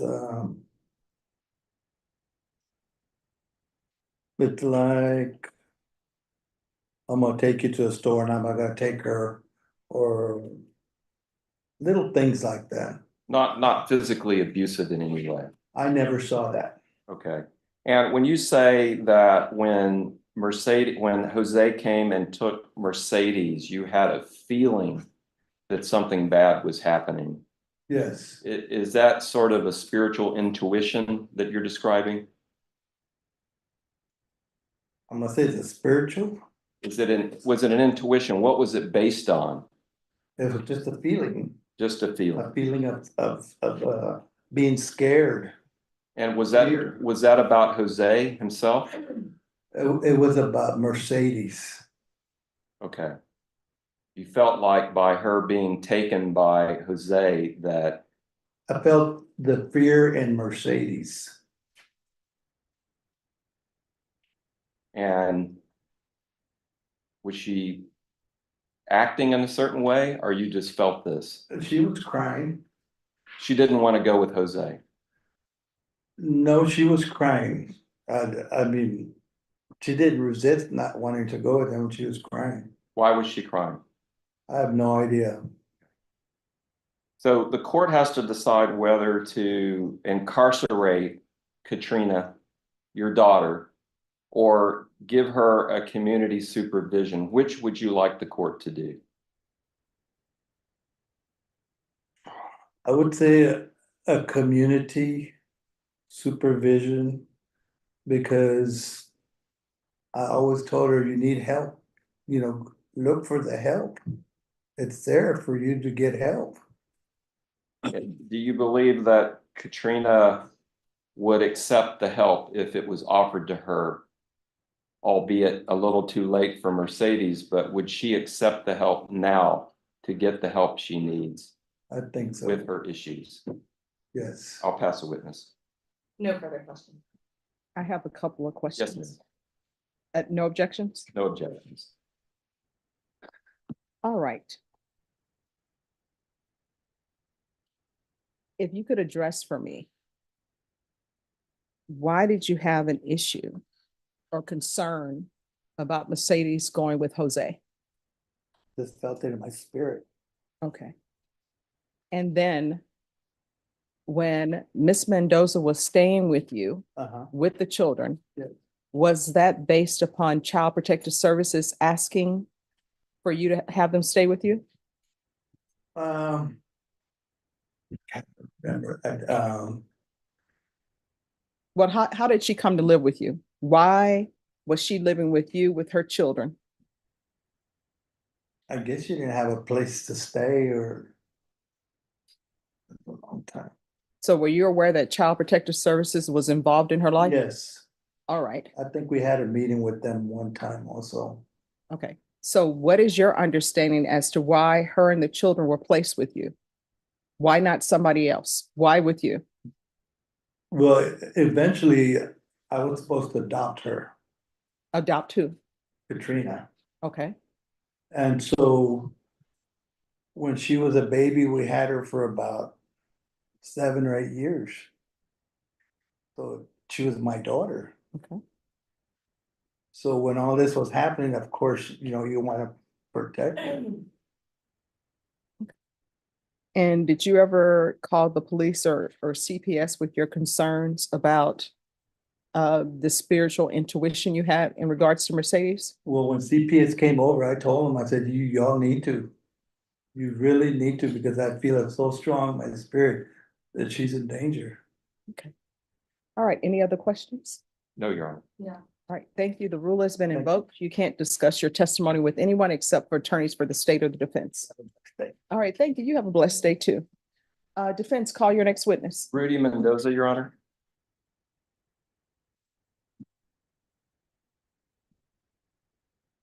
All right, could someone call in the hallway for Rudy Mendoza?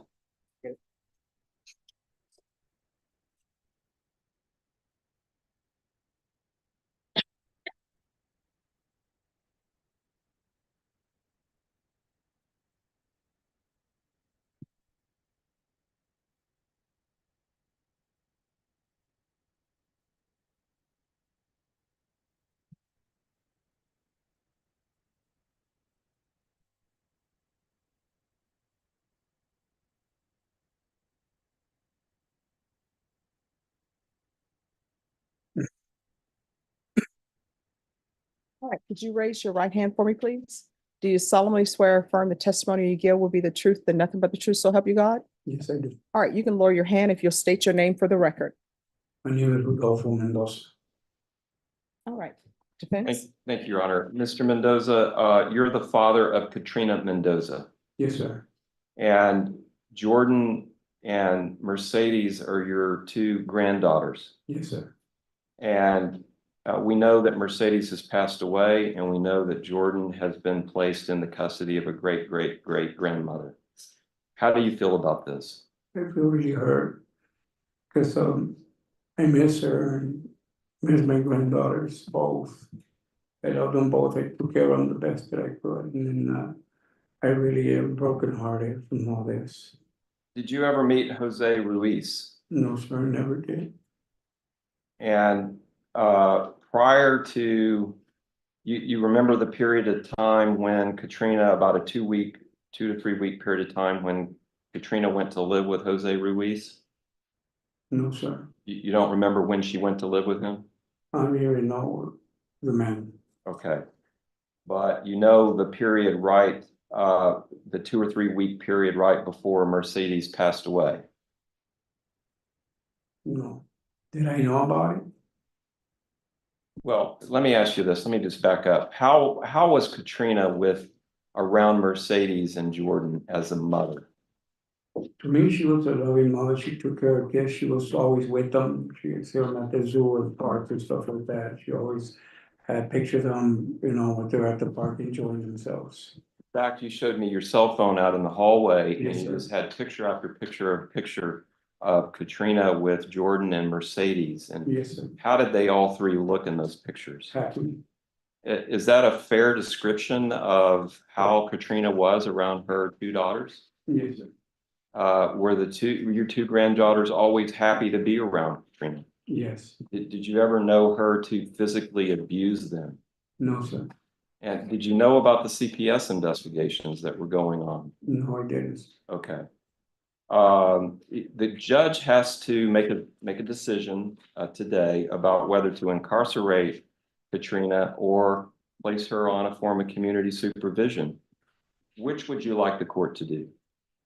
Well, I would ask the court to have mercy upon her, compassion, very kind of lenient with her because she was young, yes, and sometimes young kids do wrong things and stuff like that, but I will, see if the judge and the mercies of the court to find her maybe and defer.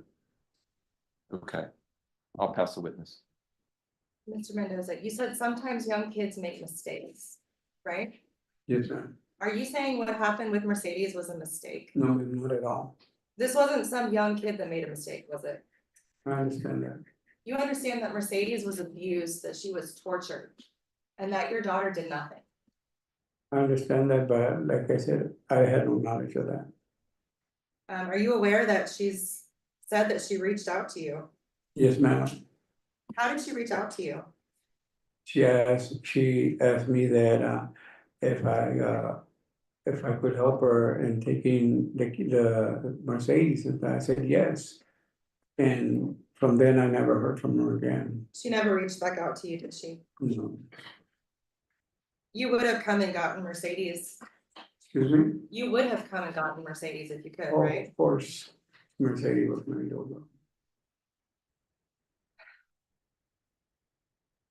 Were you aware that Katrina and others, that others had noticed, and Katrina had even admitted that she had a preference for Jordan over Mercedes? Yes, it is. Did you see that as well? Sometimes, not all the time. Did you know that Katrina had a psychological exam in this case? No.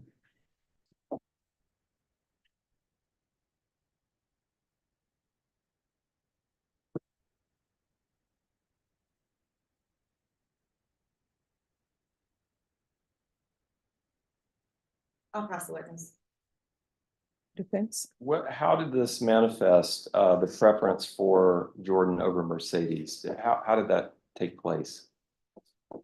I think that it would take place in a way that she probably would give more things to Jordan than Mercedes. Like what? Like in sharing things, like in candies or sodas or stuff like that. I see. It wasn't, it didn't rise to the level of abuse. No. Okay. She just had a natural preference for Jordan over Mercedes. Yes. Okay. I'll pass the witness. No further questions. All right, I have one question. Yes, Any ma'am. objections? No, no objection. All right, you stated that you offered to take Mercedes. When was this? I think it was back in. Like in January, Is that January 2022? yes, All right. And did you ever receive any more contact from Miss Mendoza for you to take Mercedes or no? no, ma'am, not at all, after that. I wanted to, because I really wanted to get my grandma. Both, not just one, both. All right. Did you inform Miss Mendoza that you would only take both? Yes, All right. So according to your testimony, you're saying that you were offered to take Mercedes and no, both? ma'am, I would offer to take both of them, not just Mercedes. Ah, okay, that clears that up for me. All right, thank you. Any other questions? No. No, Your Honor. All right, thank you. You may step down. The rule has been invoked. Thank you. Any other witnesses? No, Your Honor. The defense rests And stay closes And rest. and rest. and we close. All right, court will hear a brief argument. State. Your Honor, I reserve. All right, defense. Judge, I don't know if I can be brief, but if the court would grant me a little bit of leeway here. And sure, and you can remain seated so that the court reporter can hear. I don't take it as a sign of disrespect. Very good, Your Honor. So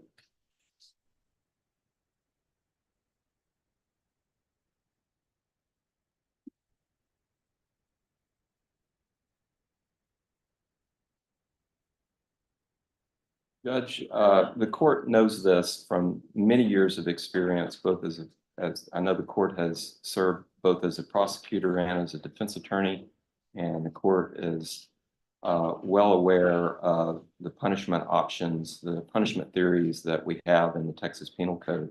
So the court can obviously punish Ms. Mendoza, or the court could look at a form of rehabilitation for Ms. Mendoza. I'd like to back up to the first time that I met Ms. Mendoza, and I've represented her for a number of years now. And I'd like to say that during the course of the attorney-client relationship with Ms. Mendoza, she has always been open, honest, straightforward, and truthful with me. I have never felt that she was trying to hide anything. I never felt that she was trying to protect herself in any way. She entered a plea, a timely plea, I believe, before the court. She entered a guilty plea. She admitted to causing these serious bodily injuries by omission. She agreed to testify at the Jose Ruiz trial. And she did testify at the Jose Ruiz trial. I think that's significant that she would do that. And it wasn't just to get the plea bargain agreement. I think she felt like it was one way that she could take a step forward and be a better person than the kind of person that she was during the 3-week period of time that she was with this Jose Ruiz. She also spent quite a bit of time with the district attorney's office debriefing her story. I think we spent maybe as much as 8 hours in the district attorney's office talking to Ms. Mendoza about every aspect and detail of this case. The court has before it not only the trial, because Judge, you presided over the trial of Jose Ruiz, and you heard Ms. Mendoza's testimony directly from her. And you have the PSI where Ms. Mendoza has spoken to the probation department. And I'd like to say that during all of these encounters with the different processes here in the judicial system, in my opinion, Katrina Mendoza has been open, honest, and has testified to the best of her ability.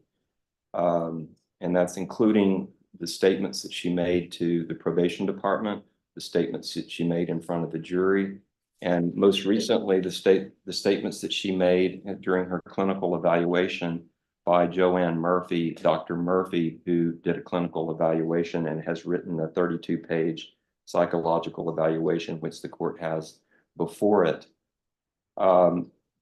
Concerning that report, I'd like to emphasize three aspects of that report. It would take too long to go through it in a lot of detail. But one, Dr. Murphy feels that Katrina, just like I feel, has been open and honest in her clinical evaluation. Dr. Murphy felt like Katrina was honest to a fault, to the extent that she had to admit things about herself that people don't like to say about themselves. And Katrina was open enough and brave enough to be able to throw her own self under the bus, so to speak. The second thing that I'd like to emphasize about this report, and it was also something that Dr. Murphy emphasized, is, and I don't mean this out of any disrespect at all, but intellectually, Katrina is what Dr. Murphy describes as well below average intelligence. And we've seen people, Your Honor, in the court system for a long time where people with well below average intelligence levels are able to function in the world pretty well. And they get along as best they can with the limitations that they have. But I think it is significant that Dr. Murphy has found that Katrina's intelligence level is well below average, and specifically in her words, and that's a result of a clinical evaluation. And the reason that's significant is because Katrina was, in a 3-week period of time, found herself in a very, God willing, none of us have to be in a situation like that, Your Honor. And she, in a way, she would have had to figure out a way to think herself out of the trap that she found herself in. And we're not offering below average intelligence as any kind of defense, but we'd like the court to consider that in deciding what the appropriate outcome would be. And on top of that, Your Honor, Dr. Murphy felt like that Katrina did not know that these injuries at the time they were being inflicted, all the way up until the very end when Mercedes stopped breathing, that her life was in danger. Now, ordinarily, Your Honor, given the horrible nature of what we've heard at the jury trial and what we can see from the investigation, I guess the common sense would be that you would think that these injuries would rise to the level of causing death. But if you look at the autopsy, and if you remember the testimony of the medical examiner, there was a big question about the cause of death for quite a long period of time. And so Dr. Murphy felt like that at no time did Katrina feel like the injuries that she did see inflicted and that she omitted to seek help for rose to the level of endangering her life. And so Dr. Murphy found that to be significant, another significant factor in evaluating Katrina. One, the fact that she was truthful. Two, the below average intelligence. And three, that she didn't realize that these injuries were life-threatening. I would like to emphasize also something that didn't show up in the jury trial too much. It might have shown up in the in pretrial hearings, and I know it shows up in the prosecution guide. But Jose Ruiz had guns in that house, and there were guns all over the house. And there are specific instances where he took the girls and Katrina into a closet when the police were knocking on the door and held them at gunpoint and said, "You're going to be quiet. You're not going to answer that door." So there was not only the psychological abuse and the physical abuse. Obviously, Mercedes was being physically abused, but psychologically, Katrina was being abused by the physical abuse that Jose was inflicting on Mercedes. And this has risen to a level, Your Honor, where Dr. Murphy has diagnosed Katrina with 2 serious mental illnesses, 1 major depression and 2 post-traumatic stress disorder, PTSD. And I think both of these mental illnesses, and you can see from the case history, go back way back in time, Your Honor, to a point in time where the reports reflect that Katrina was at one point after her mother and father separated, she was living with her mother, and she was abused not only by her mother physically, but she was also abused sexually by the stepfather. And she reported this to her mother, and her mother just swept it under the rug and didn't seek an investigation, and in fact talked her out of reporting it. Later on, Katrina reported to a counselor at the school, and the authorities got involved. And again, her mother sat down with her and told her, "Don't do this." And so the investigation languished. You can also see in the report, Your Honor, and we're not trying to normalize anything at all that Jose Ruiz did, but Katrina witnessed behaviors sort of like some of the ways that Jose Ruiz was disciplining Mercedes, kneeling on rice, for example. That's something that Katrina saw when she was living with her mother. Also holding up objects. That's something that Katrina saw as a young girl in her mother's home. We also know, Your Honor, and the court may not be aware of this, but her mother was investigated for the death of one of Katrina's stepbrothers, and he was abused to such an extent that he eventually passed away, and an investigation was conducted, and for some reason it never made it to an indictment. But that is part of the background where Katrina was raised like this in abusive situations. She never got any help for it. She never got any counseling for it. And so for her to be able to say these things about her life and to be open and honest, I think shows her honesty with the court. She also had these children very young, Your Honor, and in that report, the clinical evaluation, says that she never knew that she wasn't supposed to be having sex at this young age. And she had those 2 children very young. They were only 8 months apart. She was a minor most of the time when these CPS investigations were going on.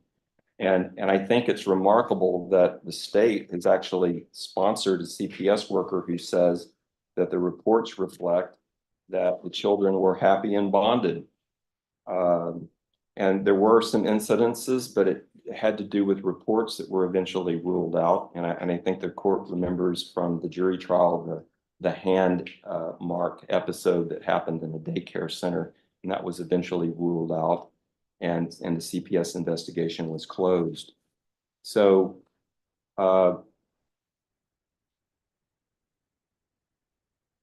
Judge,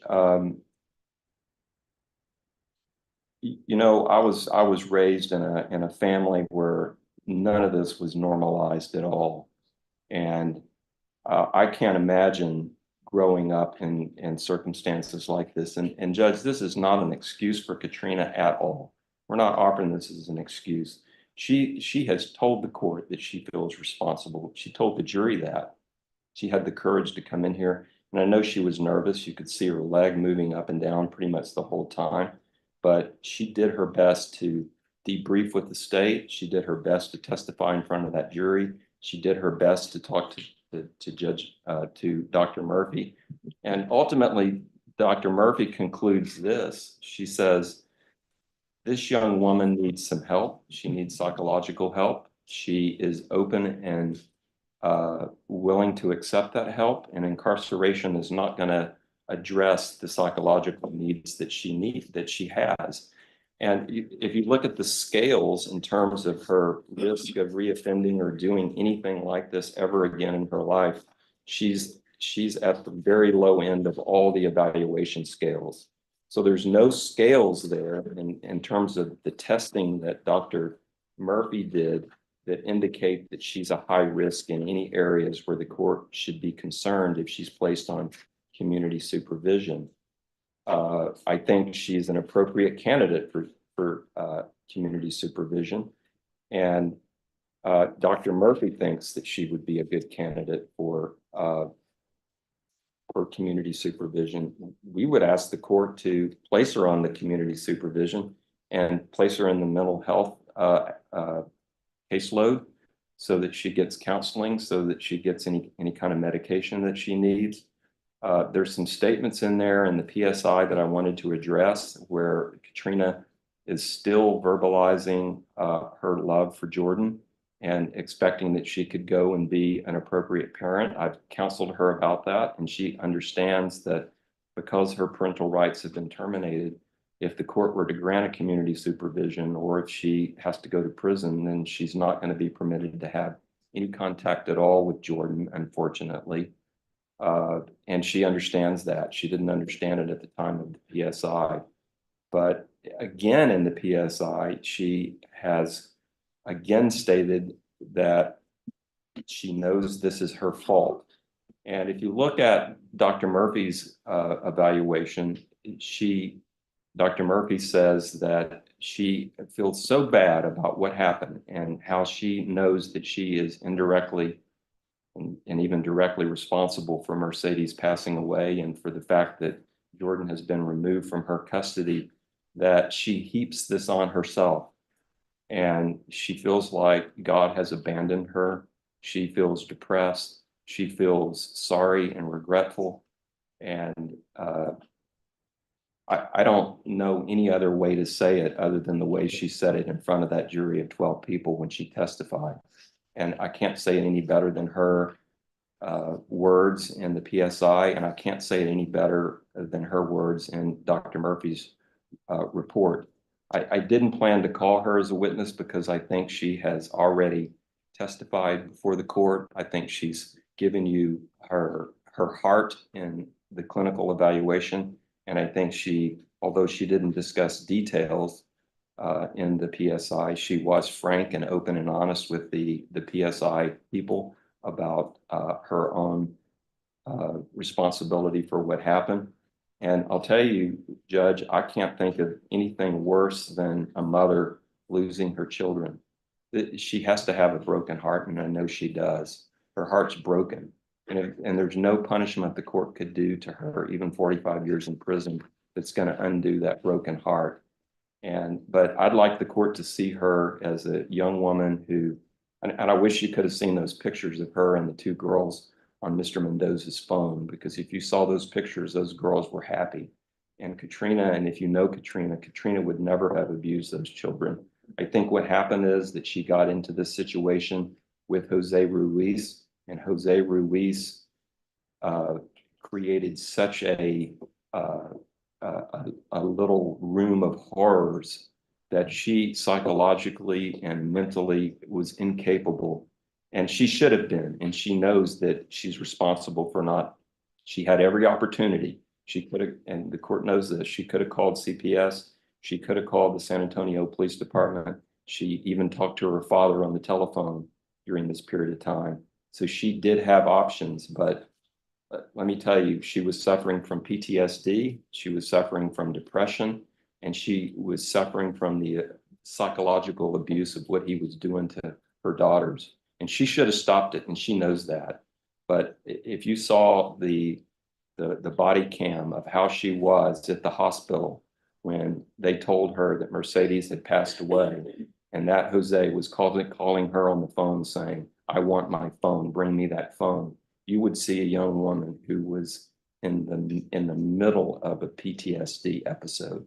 It was heartbreaking to see that, and to see her on the body cam suffering from the knowledge that her child had passed away, and trying to fathom what had just happened. And you could see her kind of in this PTSD type mode, almost a bipolar type mode, just not being able to comprehend, not being able to understand why Jose was doing this, and trying to comprehend the fact that she had lost her daughter.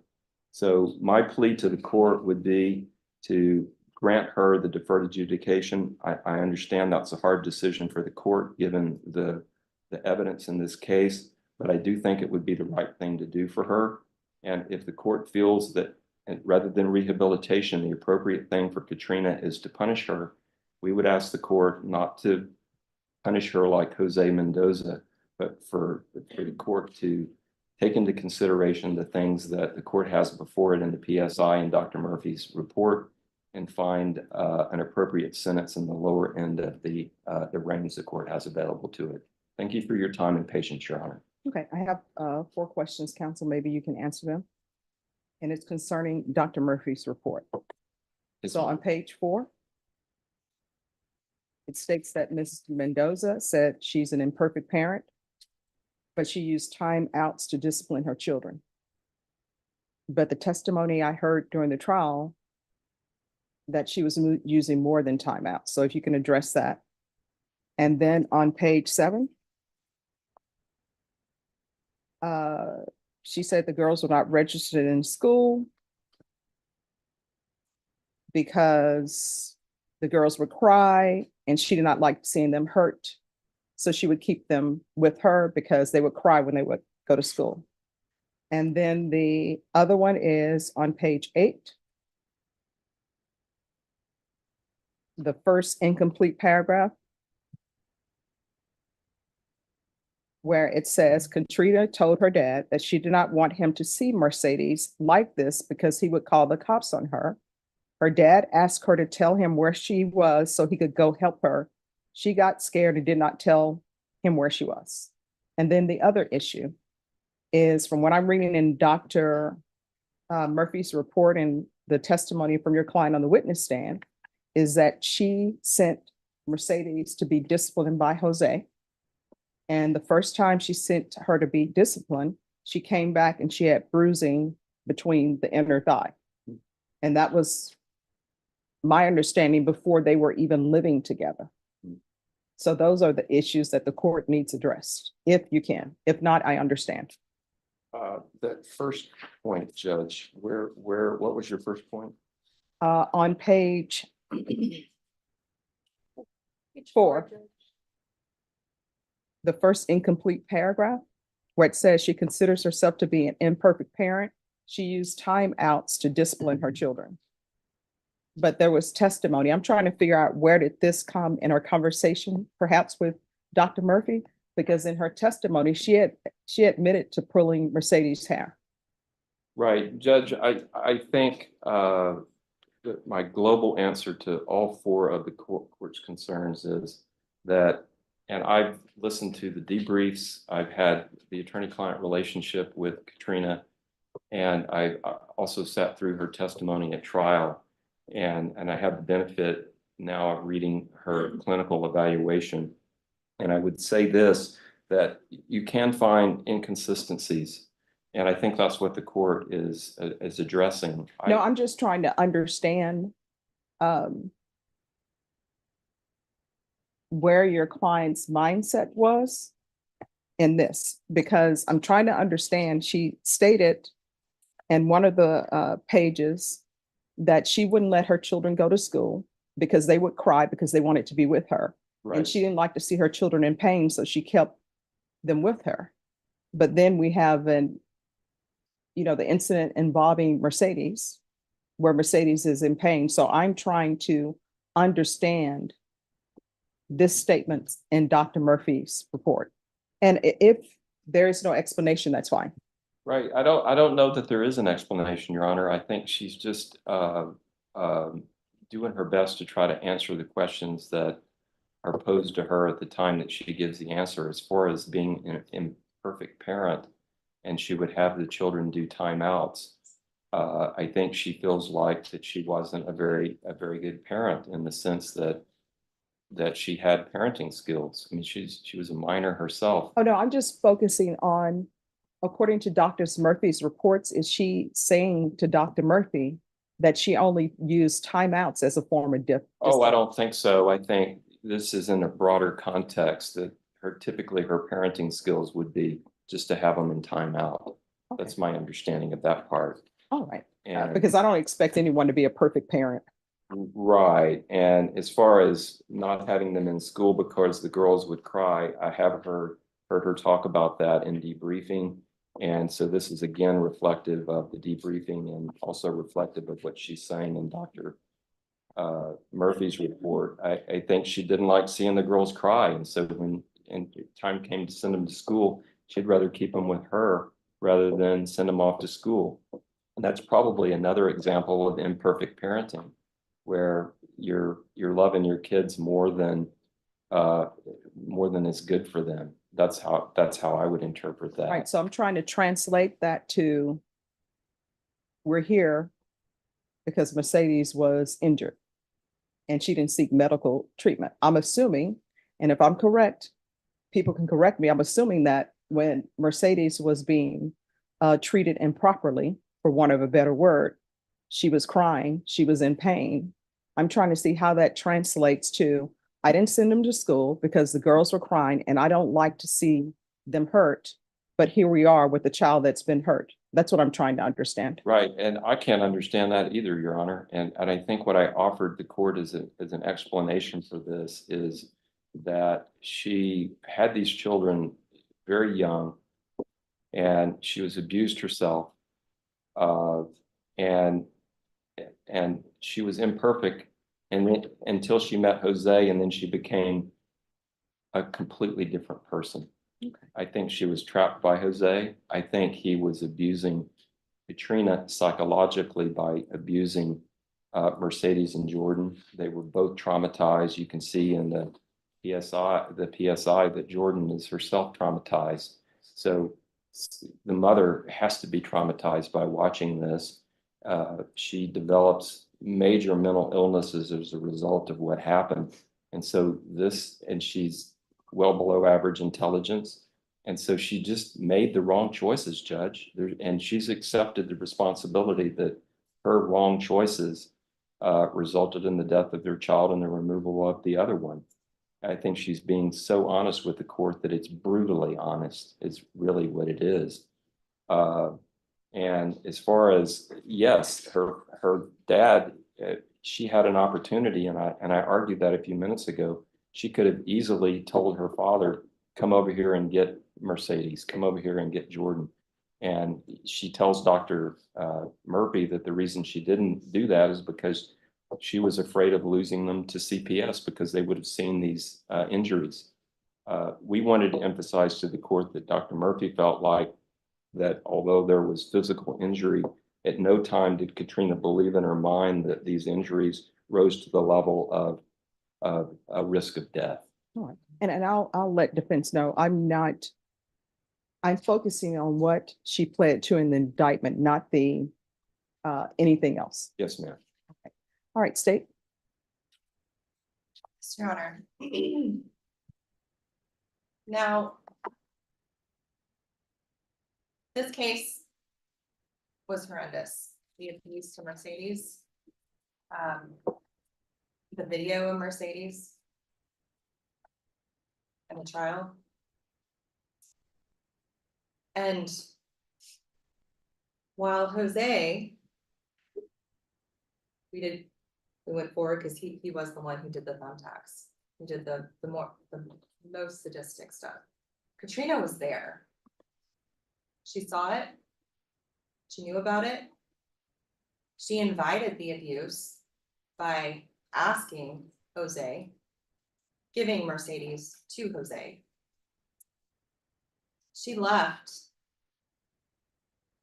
what was, by all accounts, a full house, a family who loved these girls, and took them to Jose, knowing that abuse was going on. And if you recall in the trial, Your Honor, there were neighbors calling 911 in November, in December. Jose and probably Katrina had already begun abusing Mercedes in those months, but yet she still went back to the Beltrons and she chose to take her children back to Jose. She knew what he did. She chose. She didn't want the supervision of CPS. She didn't want the supervision of Homer. She wanted to deal with the children the way she wanted to, the way Jose wanted her to. And we know during this whole period, this final month to 3 months of Mercedes' life, there was an air of suspicion of abuse by Katrina. CPS was involved. They said they were getting numerous calls.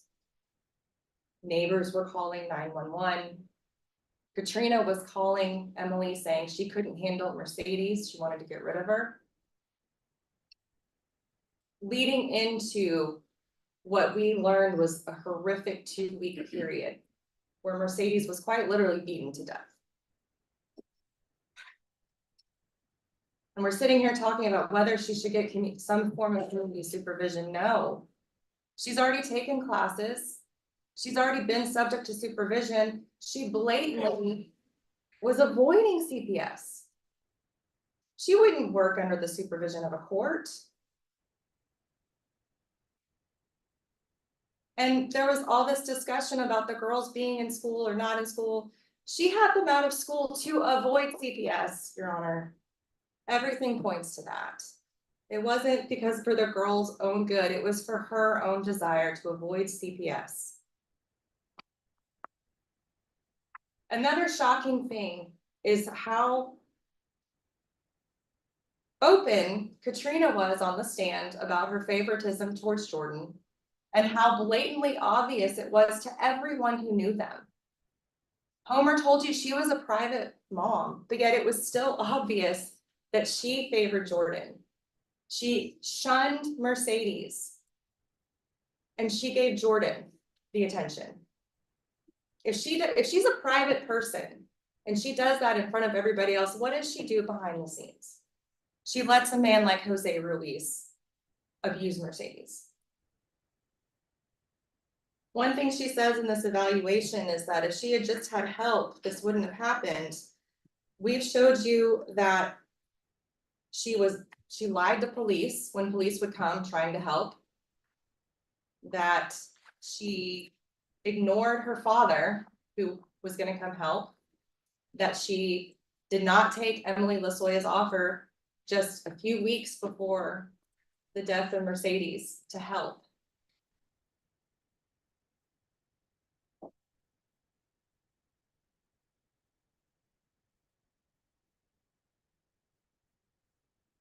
Notably, one thing that Mr. Beltran said today is that he had a bad feeling when Jose was taking Mercedes.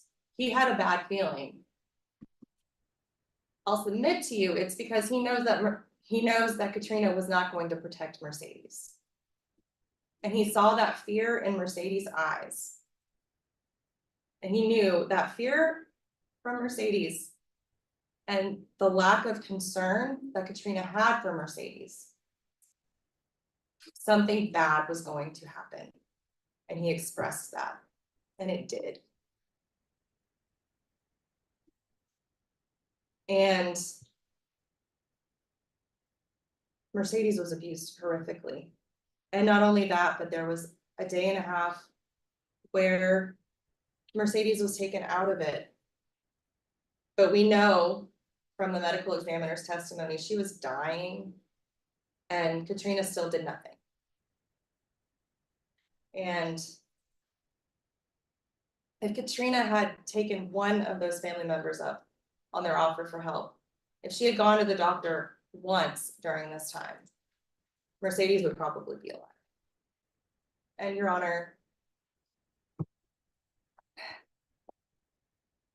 the plea bargain in this case was a cap of 45. And that itself works in the fact that she was open about what had happened.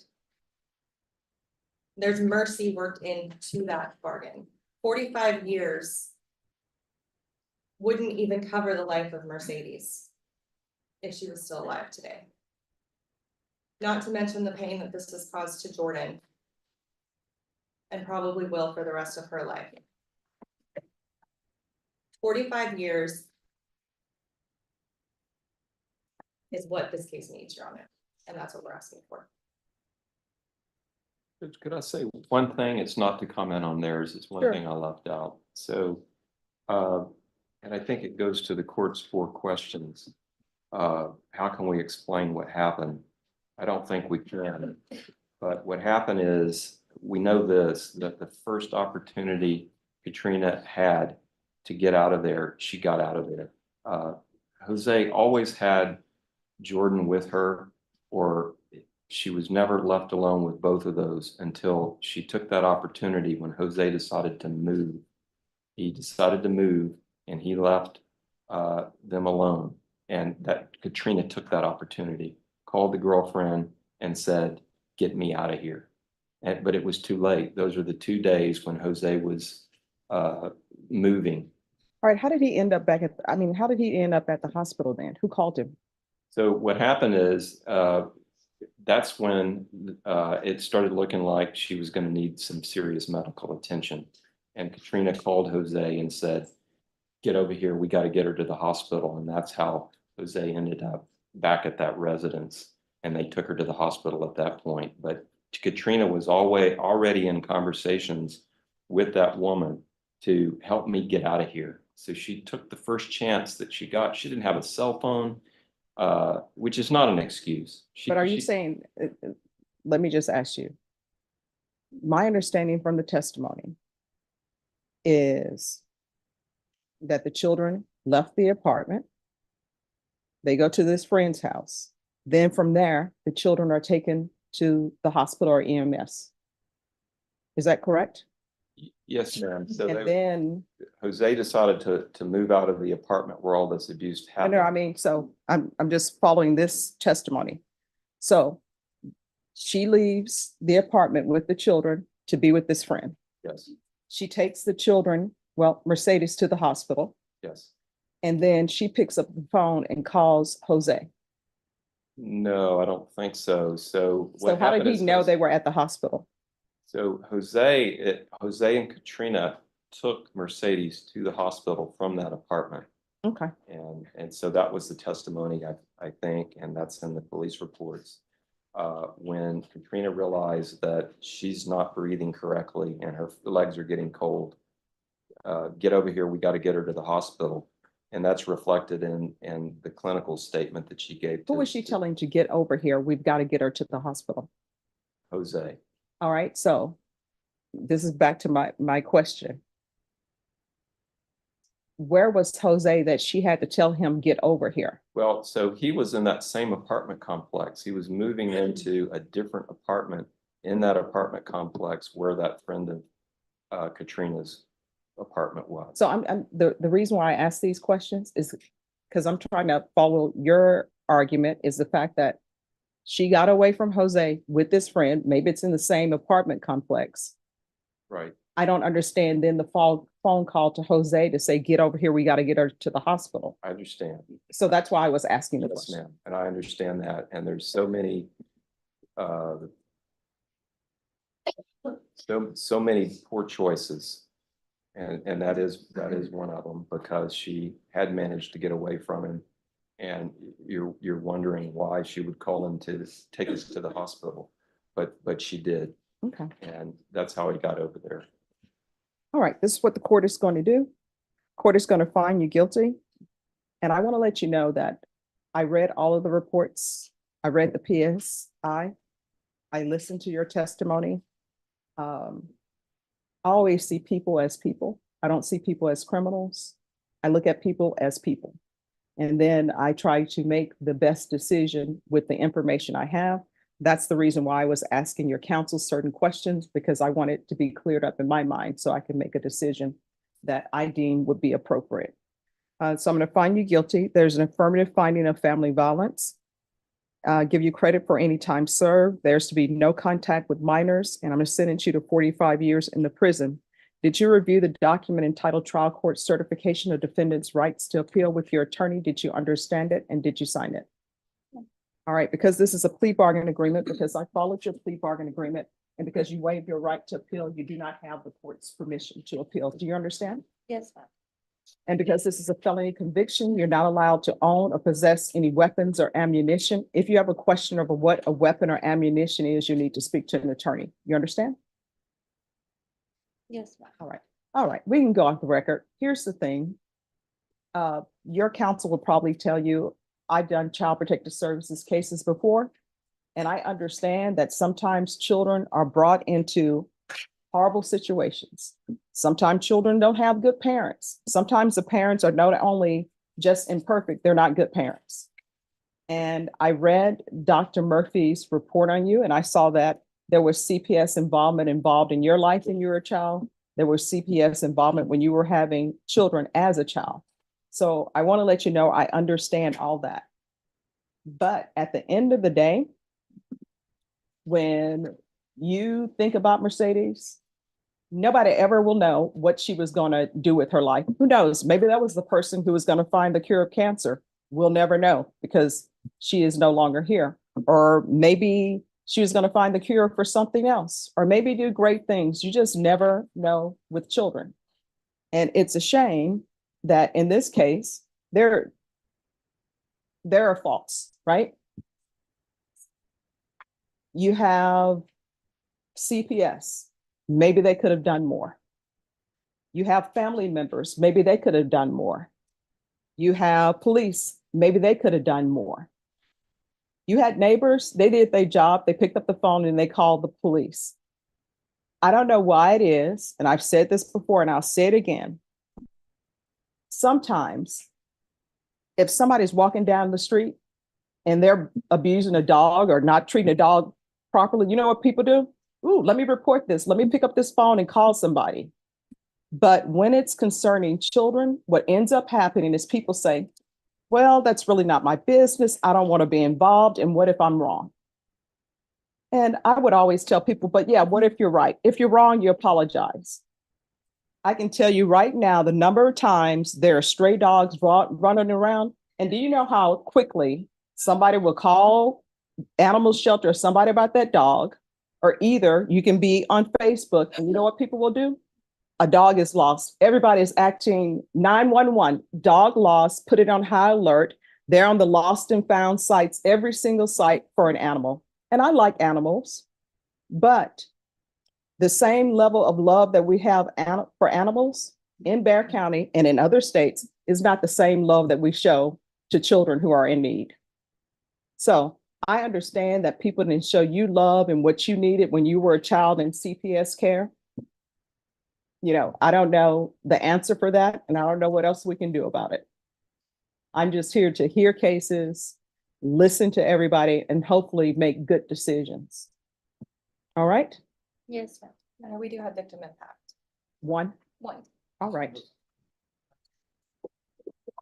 Ms. Mendoza, victim impact, they're just going to speak to you. I require that everybody treats everybody like a human being and with respect. So if you'll just listen, and they will be respectful. You may proceed.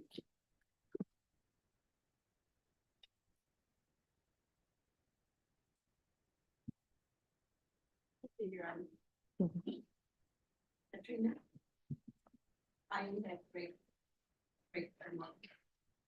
And I want you to know that Jordan was doing. They have asked me to write something about how it affected the family, but I decided not to do that. I have decided to write what I have heard Jordan tell me during the time he was with me, of how it was affecting her. These are the things that she has shared with me. She has shared with me. I wonder why my mom allowed this to happen to my sister. Grandma, I cannot sleep at night because I see my sister being hurt. Nothing's in that word but being hurt, being hit. Grandma, I don't understand why we didn't leave Jose. Grandma, I am so afraid that my mom will come one day and take me back to Jose's house. Grandma, I love my mommy, but I'm afraid. I'm afraid that one day she will come and something might happen to me like this. Grandma, please, Grandma, Don't let them take me away. I want to stay with them. Grandma, I do love my mom, and I do pray for her, and she does. Grandma, I have been told in school, I have been told by every children, is your mama a killer? She killed my cousin. Obviously, I'm Baptist, Jordan, with his mom, and you will affect you for the rest of your life, because you are a mother. And she never expected this to happen from her life. So I hope that God has mercy upon your life. And that will be done, because we don't need. All right, and deputies, could you bring out Blas Hernandez? And probation, there's no application.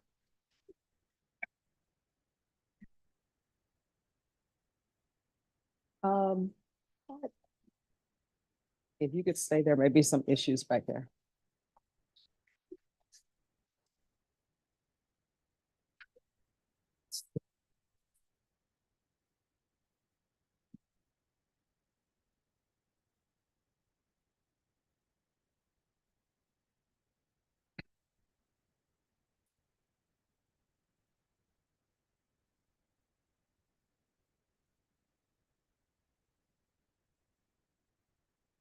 And on this case, are you all proceeding on the enhancements or no? The first one.